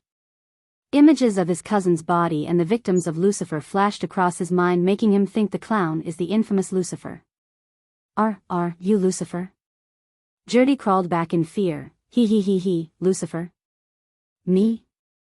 People call me Dagger. In a blink of an eye, the clown took out 3 long jade daggers from nowhere. He played with them by throwing and catching the daggers like in a circus. Don't worry about Lucifer, he. You are perfectly safe from him or her, although I don't think Lucifer's woman, he. Release me. Do you know who I am? After seeing he was not kidnapped by Lucifer, Jurdy was not as afraid as he was a second ago. Of course I know who you are, didn't you hear what I called you a moment ago? Dagger stepped closer to Jurdy while playing with his daggers. Although it's me who's going to kill you, it's Lucifer who would take the blame, he. What chill. Jurdy's voice was interrupted by the sound of shattering glass. Dagger immediately stopped playing with the daggers while Arya quickly took out a dagger just like the one in the clown's hand. Ah. Dagger turned his head to see Jurdy screaming in horror, his face turned extremely pale. Dagger did see fear in Jurdy's eyes earlier, but now the fear in his eyes was nothing like before. Go away. He was about to approach Jurdy when he saw Arya frantically swinging her dagger in the air. He, what's happening? Dagger was confused seeing his student act like a maniac. He looked around the room, scanning every dark corner. While he was scanning the room, he felt something moving on his shoulder. Whoa? He quickly grabbed the thing moving on his shoulder to see a flickering spider caught between his fingers. You gave me quite a shock, Spidey, he stared at the spider. The spider, however, suddenly exploded into white mist. Damn, an exploding spider. Without his knowing, he inhaled the white mist and began to cough. Cough. What? Cough. What's he? Cough. Welcome to hell, clown. A terrifying unearthly voice appeared out of nowhere, making Dagger stumble back. Chapter 183. The clown was frantically looking around the room to see where the voice was coming from. Pulch. While he was looking around, an arrow soared through the broken window and penetrated his right shoulder. He, who is that? A terrifying fear began to sprout in his heart, making his body shiver without his control. Minister Jurdy and Arya already lost consciousness and Dagger could barely stand straight. Another clown trying to use my name to kill, the voice appeared again before the door exploded into countless pieces of splinters. Through the smoke of dust, Dagger saw not one but 2 figures walking out. Even in the dim lighting in the room, their red eyes shone like rubies. When the dust settled, Dagger vaguely saw that although the 2 figures looked the same, he could tell one of them is a woman as her armor was caviar to fit a woman. He's dead, pathetic little worm. She may be a woman, but her voice sounded nothing like a woman, it sounded animalistic and terrifying. On the ground, Minister Jurdy laid there unmoving. His face was as pale as white paper and blood was seeping through his nostrils, eyes, and mouth. Although this human is weaker than this one, she's still alive, Gaia said, walking at Arya. My gut tells me that we should keep this one alive, Michael nodded. Since the girl was just at level 1 of the body refining stage, she should have been dead with the amount of fear toxin she inhaled, yet she was alive, which surprised Michael. He quickly retrieved a small syringe containing the antidote for the fear toxin and threw it to Gaia. While she was injecting Arya, Michael's gaze turned back to the clown in front of him. On a normal day, this clown would have given Michael and Gaia a tough fight, except when the spider exploded, he inhaled the mix of fear toxin and Gaia's poison that Michael created back at the abyssal. Every single spider contained this mix of toxins. He did not think it would be of such use so soon. After he inhaled the toxins, Michael sent pure fear toxin into the room, resulting in Jurdy's death. Considering the clown was at core strengthening level 3, Michael and Gaia did not take any chances as she shot him with an arrow dipped in her poison. Dagger was already affected by the toxin that came out of the spider and the fear toxin, therefore, he could not react in time to reflect the arrow as he would have in his peak form. Now the weakened Dagger could barely be considered as a core formation warrior. Death range. Even with all this, Michael still activated the death range. The very next moment, the darkroom became darker. I have a few questions, answer me and they'll let you live, Michael said, lifting the clown by his neck. Creak. Michael snapped the clown's right hand like a twig when he was about to ask Michael a question. I ask, you answer, not the other way around. Dagger tried to fight through the pain while sensing Lucifer's cultivation level, but he was unable to. Why did you kidnap Jurdy? After realizing he couldn't use a spell under his clutch, Dagger decided to spin him a story to buy enough time. He hoped either the Holy Guards or Guardians would come here to rescue Jurdy somehow. But again, he was the one who picked this place and surrounded it with runes in the first place to avoid anyone coming after Jurdy. I received a contract to kill Jurdy. Why is he laughing? Gaia asked, reaching out at his clown mask to unmask him. You're an elf. When she removed the mask, the one who stared at Michael was a pointy-ear elf. He had patches of red hair, blue eyes, and a burn wound that left a mark stretching from the top of the left cheek, running towards his right nostril and ending on his chin, leaves a bad memory of his unfortunate past. Despite the fact he belonged to the most beautiful race in this world, there was something wicked about him. The burn wound, the way he laughs made Michael wary of him, and Gaia smelled a faint stench coming from his body. Yes, someone cursed this elf. Michael could not notice, but the Nagas were blessed with a heightened sense of smell, therefore, Gaia instantly recognized the reason for the faint stench was a curse. I don't care about that. Who gave you the contract? Michael asked the elf. He couldn't care less of who cursed the elf or why, because the clown was about to steal his kill and use his name Lucifer to hide his tracks, and that punched Dagger the ticket straight to hell. I don't know. Michael noticed the medallion hanging on his chest. He pulled the medallion in the other hand. You're a Grim Reaper, Gaia said. Michael did not forget that it was a group of Grim Reapers who ambushed the dwarf who was building Michael's restaurant. Then why didn't you kill Jurdy in his room? Why did you teleport him here? It's. Seeing how the elf mumbled, Michael realized that he lied about getting a contract to kill Jurdy. Creak. Ah. Michael broke the elf's other hand and weirdly, he screamed and laughed at the same time. By lying, you're just playing with your own life, Michael said while Gaia grabbed one of the daggers lying on the ground. Let's just kill him and ask his student. She raised the dagger aiming at his throat when he screamed. Quinn. Both Gaia and Michael were surprised to hear the name Quinn again. He was the one who has been killing the nobles and helping the fake Lucifer. System, scan Jurdy's body and teleport everyone to Abyssal. The host had only 2,000 badass points remaining. Scanning the body and teleportation to the Abyssal would cost the host 3,000 points. Would you like a loan of 10,000 badass points? Fuck, do it, Michael screamed at the system. A glimmer of light wrapped around Jurdy's body, scanning him for a rune or anything that would give the location of Abyssal to the mysterious person. Scan completed, the system found the rune of tracking in Jurdy's body. 2,000 badass points will be required to remove the rune. Yes, remove it and teleport us now. The familiar light of teleportation wrapped around everyone before disappearing from the room. Gaia saw the throne made of skull and bones and realized she was teleported back to Abyssal by Michael. She knew something must have happened for him to use teleportation without warning her, but she did not question him in front of the elf. What did Quinn want with Gertie? Teleportation was an extremely powerful spell wielded by a few handfuls of people in the world. Even in the elven land, a mage with the ability to teleport was extremely rare and powerful. The way he instantly teleported them made Dagger realize that Lucifer might just be the real devil everyone was claiming him to be. He did not dare to lie again, as his life was more important than Quinn's. He called in a favor. He wanted me to kidnap and bring him to the cabin.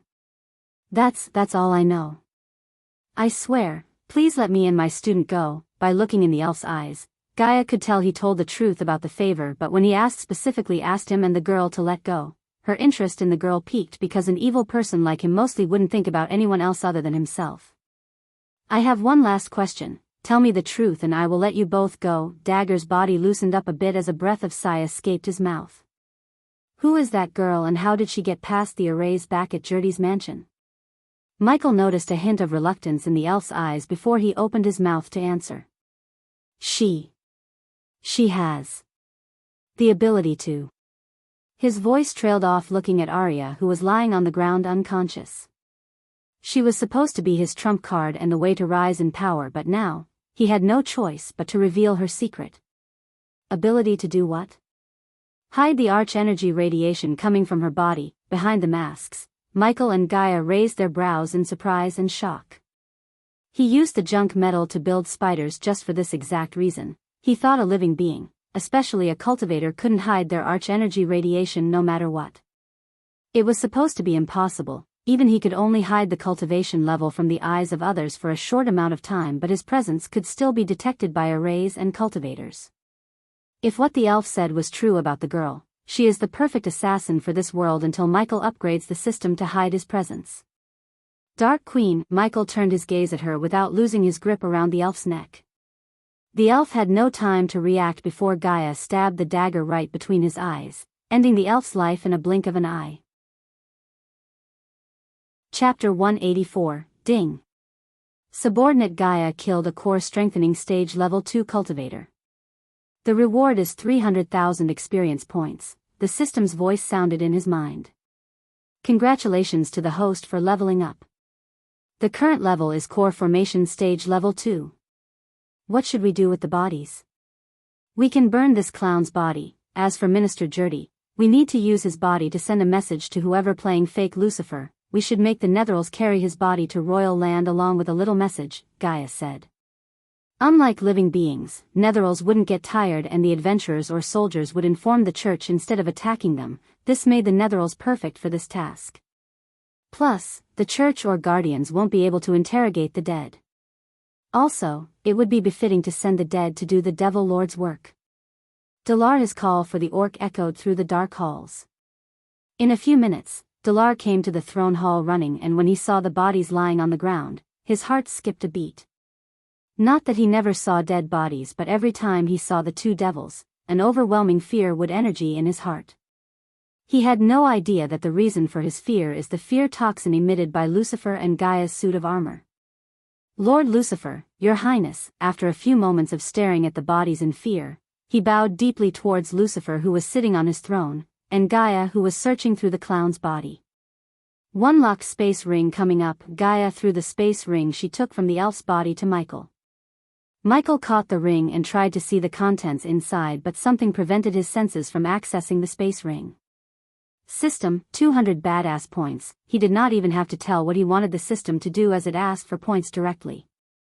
Take it. In a couple of seconds, the something which prevented Michael from accessing the space ring disappeared, letting him search through the contents of the space ring. Everything inside the space ring was ordinary, stuff such as daggers, robes, a couple of 1,000 gold coins, and few spellbooks except an ordinary-looking diary. Interesting, it was the diary that caught Michael's attention the most. He took out the book as Dalar's expression immediately changed from fear to shock. Dalar knew even though the previous owner of the ring died, no one could access its contents for at least a few days, but Lucifer unlocked the ring in a matter of seconds.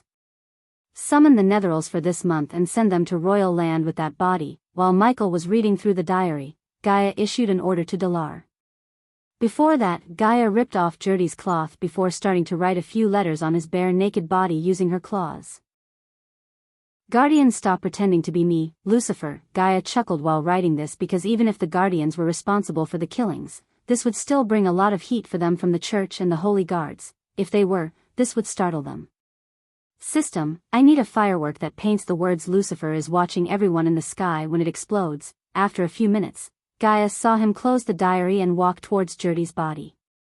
He noticed Gaia's handiwork on the dead body before placing his hand on Jurdy's chest. Where am I? Arya opened her eyes slowly to see nothing but a gloomy dark hall. You're awake, the same voice she heard before she lost consciousness sounded again from behind, sending a cold chill running through her spine. Her hands moved towards her waist searching for the dagger, yet she couldn't find her dagger. She cautiously turned around, scanning the hall like she was trained to. She saw tremendous braziers hanging from each of the 16 basalt columns light up every part of the throne hall and blanket everything in a dark glow.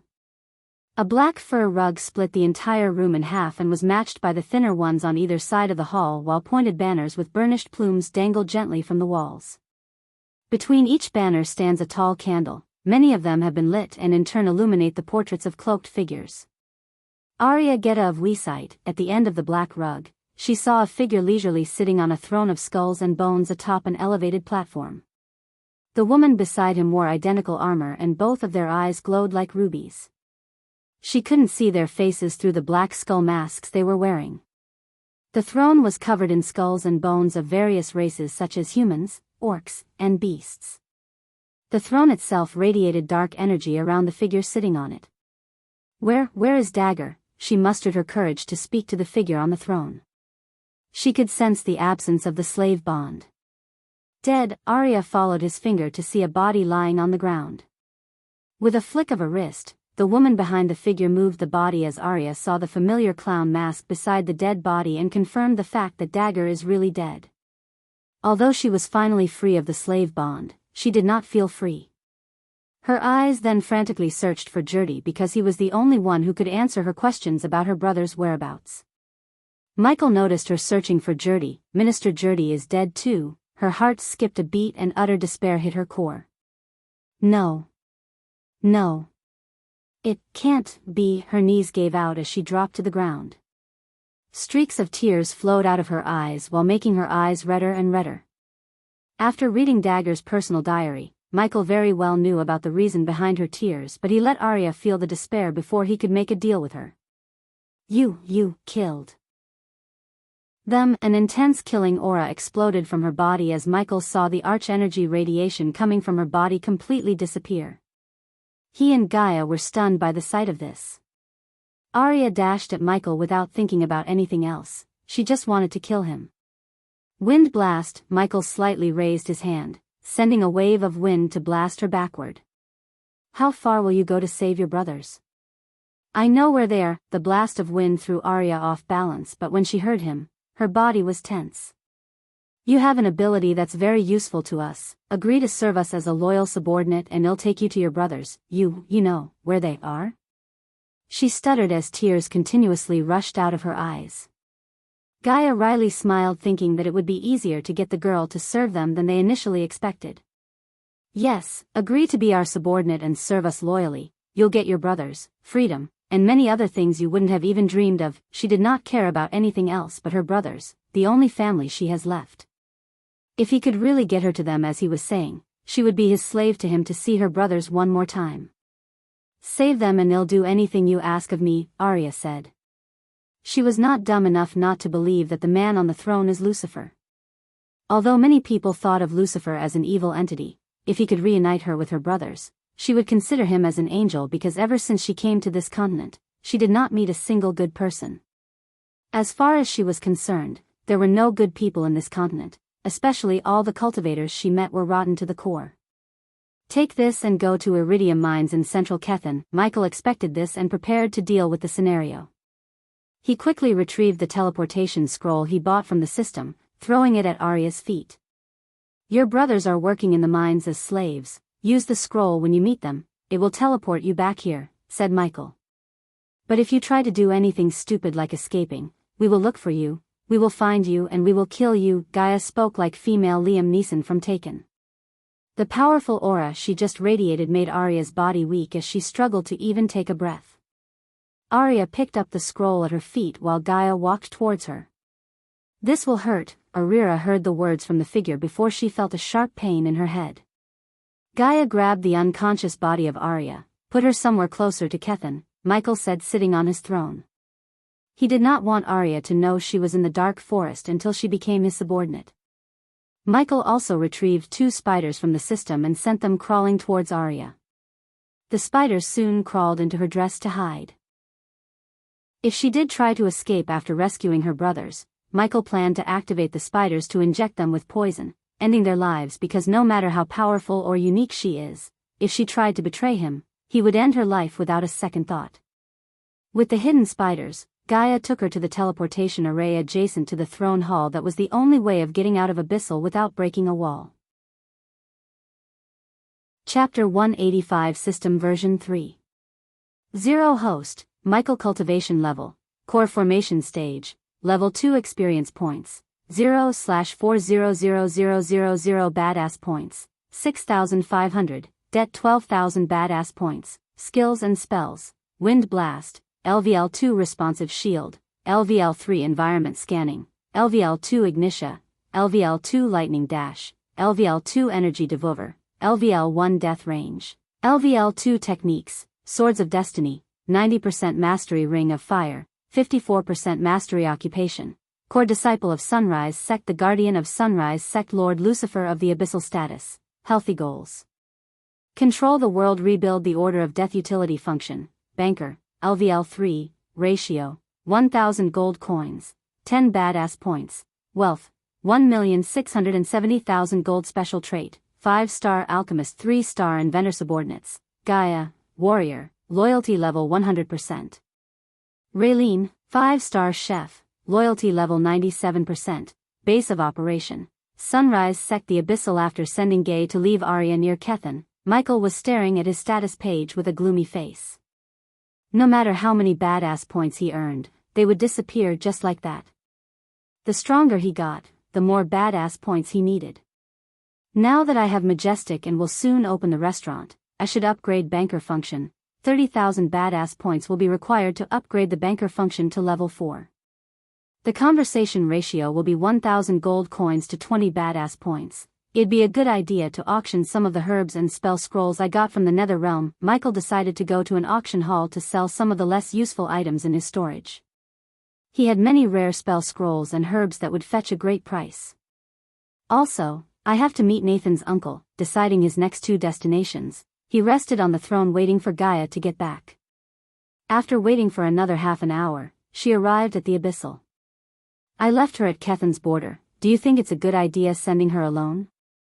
I heard security in the slaves' mines are pretty tight. If she tried anything stupid, she would be killed. That's why I gave her the scroll. Even if she had an idea to escape, she would be forced to use the scroll because of the security. How do you know about her brothers anyway? Surprisingly, that clown had a habit of writing a diary. Michael threw the diary to Gaia.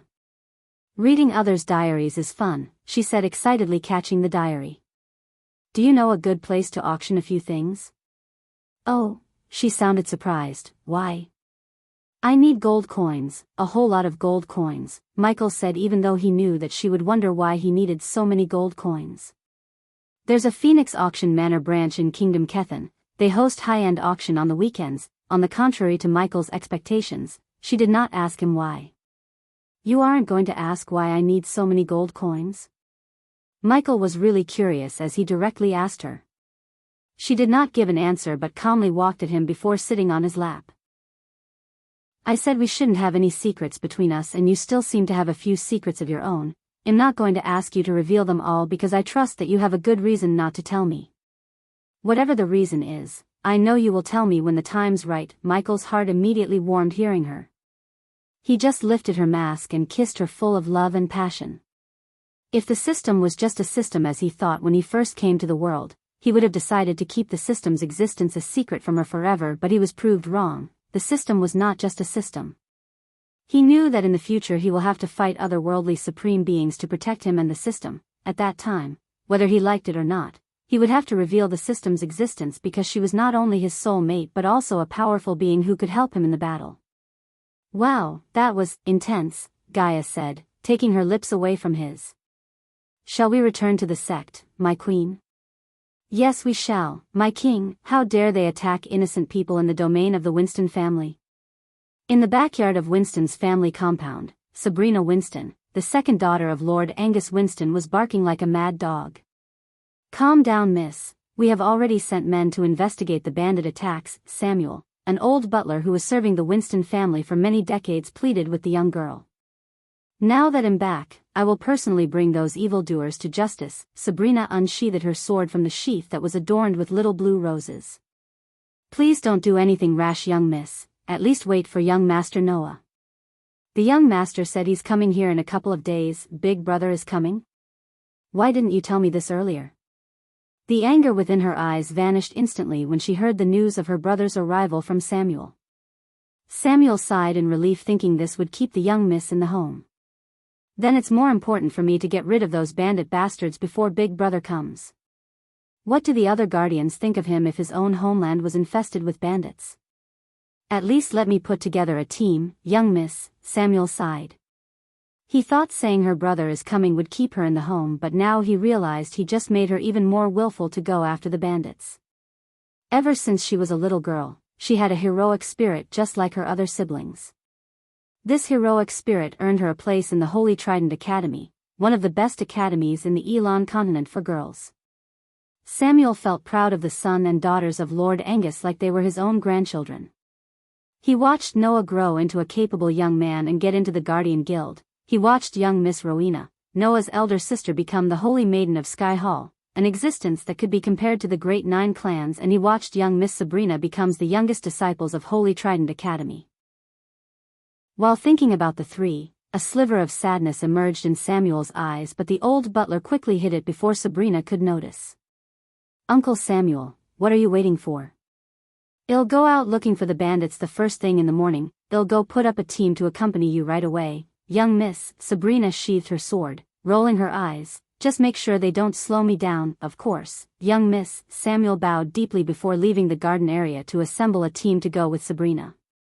Since all the reports he received mentioned that all the bandits were at the body refining stage, he knew Sabrina, a body refining stage level 4 warrior, and a team of body strengthening warriors would eradicate the bandit problems.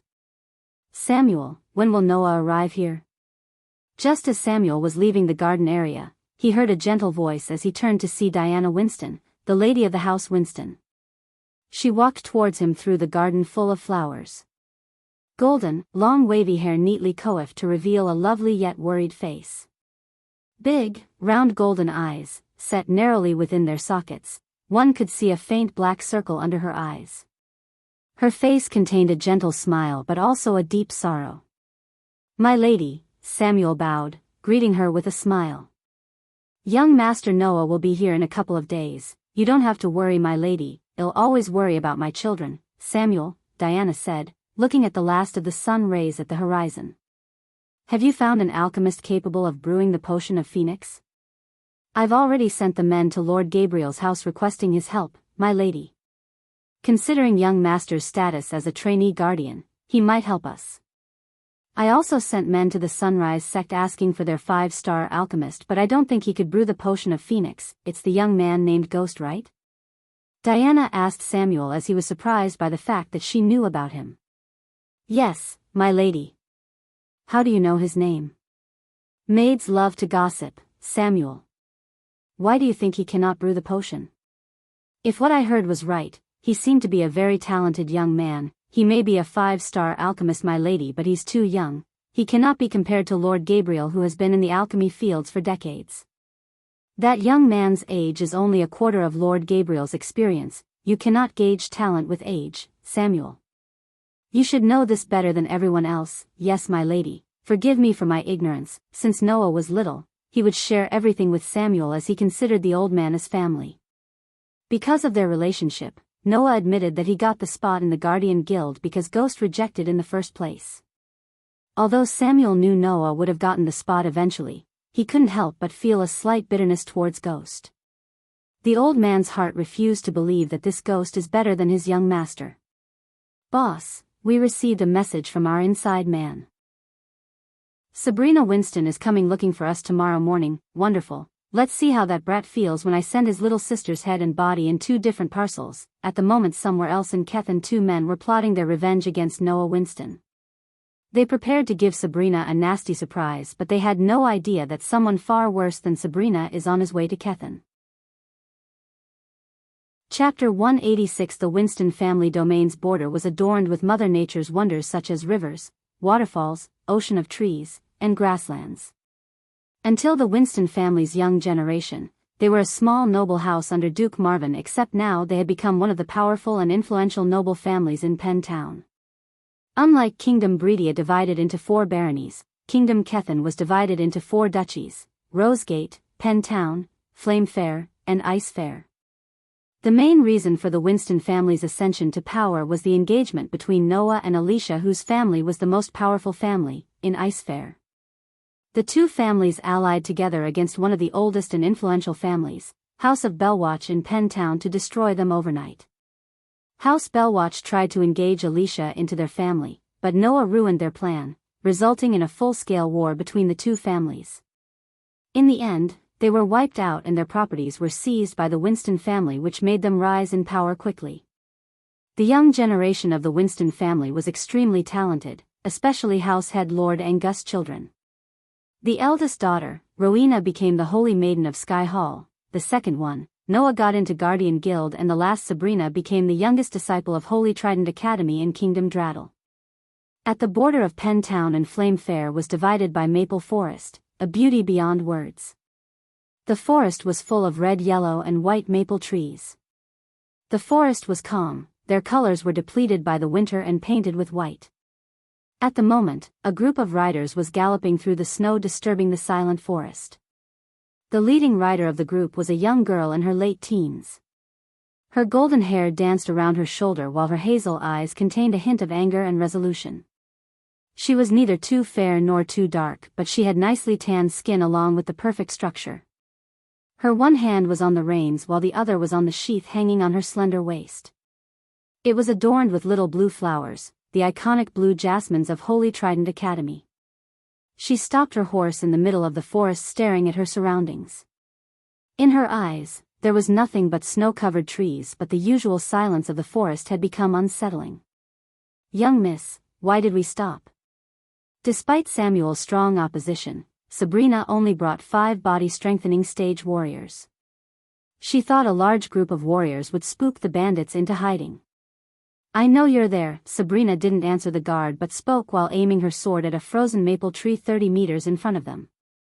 "No point in hiding, I can sense your presence." The 5 guards behind Sabrina became agitated as they quickly retrieved their weapons to protect the young Mississippi. Well, I'm surprised." A figure wearing full white robes to blend with the snow stepped aside from the tree. Sabrina was aiming her sword. "Even though I was using a concealment spell to hide my presence, you still found me," the man in white said.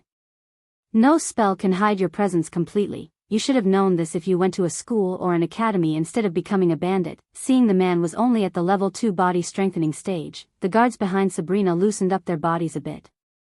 They knew that their young miss could take anyone under body strengthening stage level 4 regardless of her cultivation level. She was just a body refining level 6 warrior, yet the spells she possessed and the training she got from the Holy Trident Academy made her a formidable warrior. "Where's the rest of your group? If you surrender without resisting, you won't be sentenced to death," Sabrina said as the man shook his head, still smiling. "What about you and I duel? If you win, I and my men will surrender," the man said. "Young miss, something's not right. We should arrest him and head back to the manor." "Don't worry, Visor. They'll make this duel a quick one." Sabrina waved her hand at Visor, one of the senior guards of the Winston family. "But if you'll lose, how about make me and my men the protectors of the Maple Forest? We like this place." "I accept. Shall we start?" Sabrina asked, jumping down from her horse. "Miss, please ask your men to put away their weapons. I fear they might interfere if I gain the upper hand in our duel," the man said, looking at Sabrina's men. "Shut up, you lowly thief. you can't dash, tell your men to put away their weapons, Visor, young miss, please dash, it's an order, Visor. Visor was shut by Sabrina before he could advise her against putting their weapons away because if they were ambushed, mere seconds of drawing their weapons back might cost their lives. However, they couldn't do anything against their young miss order. Letting out a sigh of defeat, Visor signaled the men to put away their weapons. I can't believe it worked, the man who challenged Sabrina mumbled under his breath. Although he knew Sabrina was not an ordinary cultivator, he still believed that he could defeat her before they put their real plan in motion. However, when he noticed Sabrina sheathing her sword, he frowned. Arrogant bitch, he cursed her in his mind. Call of Frost. The man cast the spell as the snow surrounding him vibrated violently before transforming into an 8 feet tall snow giant. Pathetic, Sabrina shook her head disapprovingly looking at the rushing snow giant. Holy Trident Blade, when these 3 simple words escaped her mouth, a swirling tornado emerged from the ground between the snow giant and her. The tornado forced the snow giant back before settling down to reveal a 6 feet blue sword that sparkled radiance. The heat radiated from the blade melted the snow around as it hovered in the mid-air between the giant and Sabrina. Cut, Sabrina said waving her hand as the blade cut the snow giant into 2 pieces leaving the bandit man startled.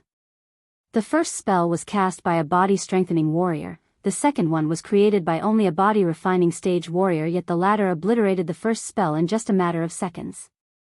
It was because the first spell was an uncommon one while the spell cast by Sabrina was a rare spell. Normally a body-refining stage cultivator couldn't cast a rare category spell as it would require so much arch energy than a usual body-refining stage cultivator would have but Sabrina was anything but normal. The last couple of seconds flashed across the man's eyes over and over again. He was already warned by his leader that the girl shouldn't be underestimated yet he did exactly just that. She did fall for his boss scheming but she didn't fall for his spell. Ice daggers, come forth. After coming out of his initial shock, he quickly cast another spell utilizing the snow around him to further strengthen his spell. His hands shone in glimmering white as the snow beneath and around him transformed into several daggers. The number of daggers were in between 50 to 60, all aiming their pointy end toward Sabrina. Visor and his men gawked at the daggers, fear and worry for their young miss riddles their faces. Yet, there was no fear in Sabrina's eyes, only indifference. Holy Trident Shield, Holy Trident Arrows, she cast 2 spells at the same time effortlessly. The first spell created a translucent dome around her and then the second spell created a single large arrow that shone like an arrow made of gold. Let's finish this, shall we? Sabrina calmly said, raising her right hand at the man. Following her hand, the arrow slowly tilted, aiming itself at the man. Enough playing, his boss voice sounded in his mind, letting him know that he should start the real battle. G.O. The man screamed as the daggers soared through the cold wind except they couldn't go through the translucent dome around her. At the moment when he screamed, Sabrina thought he was only ordering the daggers but the very next moment, she saw several more figures emerge from the snow. Kill them all, he yet again shrieked as a rain of arrows came down on Sabrina and her men. The dome kept her safe but before Visor and his men could cast a defense spell or draw their weapons, the arrow penetrated them, ending 2 of the 5 guards' lives in an instant. It's an ambush. Visor screamed and rushed toward Sabrina who was standing several meters away from him. While riding towards her in the horse, Visor grabbed a shield from one of his fallen comrades to shield himself from the arrows. Did you really think you could catch us with only 5 guards? How fucking stupid can you be? The man's laughter and his words were like fuel to Sabrina's anger. The veins in her eyes popped to make her eyes blood red in anger. Holy Trident Flaming Palm. The dome around her disappeared as a gigantic palm made of nothing but blazing crimson red fire appeared behind her. Compared to the heat the palm was radiating, the heat radiated by the Holy Trident sword was nothing. The snow around her vaporized and trees caught fire. A rare spell can turn the tides between a body-strengthening and body-refining warrior but it wouldn't matter when a body-refining stage warrior fights with a core formation warrior. Suddenly another voice reverberated in the forest before a spear flew out of nowhere and struck Visor through the chest. Ice storm. Before Sabrina could locate the source of the voice, a mini ice storm emerged from the ground before Sabrina, engulfing the flaming palm. Boss is here. Chapter 187. Sabrina looked up at the sky to see a man descending from the sky on his flying sword. He was tall and had sky-blue robes. On his chest, the letters B and W embroidered delicately. When Sabrina's eyes fell on his face, she took a step back in shock, surprise, or both. Half of his face burned, only patches of burned hair occupied half of his head. He seemed ugly and terrifying at the same time. It took her a few seconds to recognize him using his other half of the face. Alden. Alden Bellwatch. Oh, you recognized me. People don't recognize me anymore because of this. He pointed at his burned face, screaming at her. Inferno punch, his scream echoed through the forest. It was hard to identify his emotions by looking at his face, but his voice contained uncontrollable rage and agony. A few seconds after his scream, the surrounding air began to become hotter and hotter, melting the snow into water and then vaporizing it.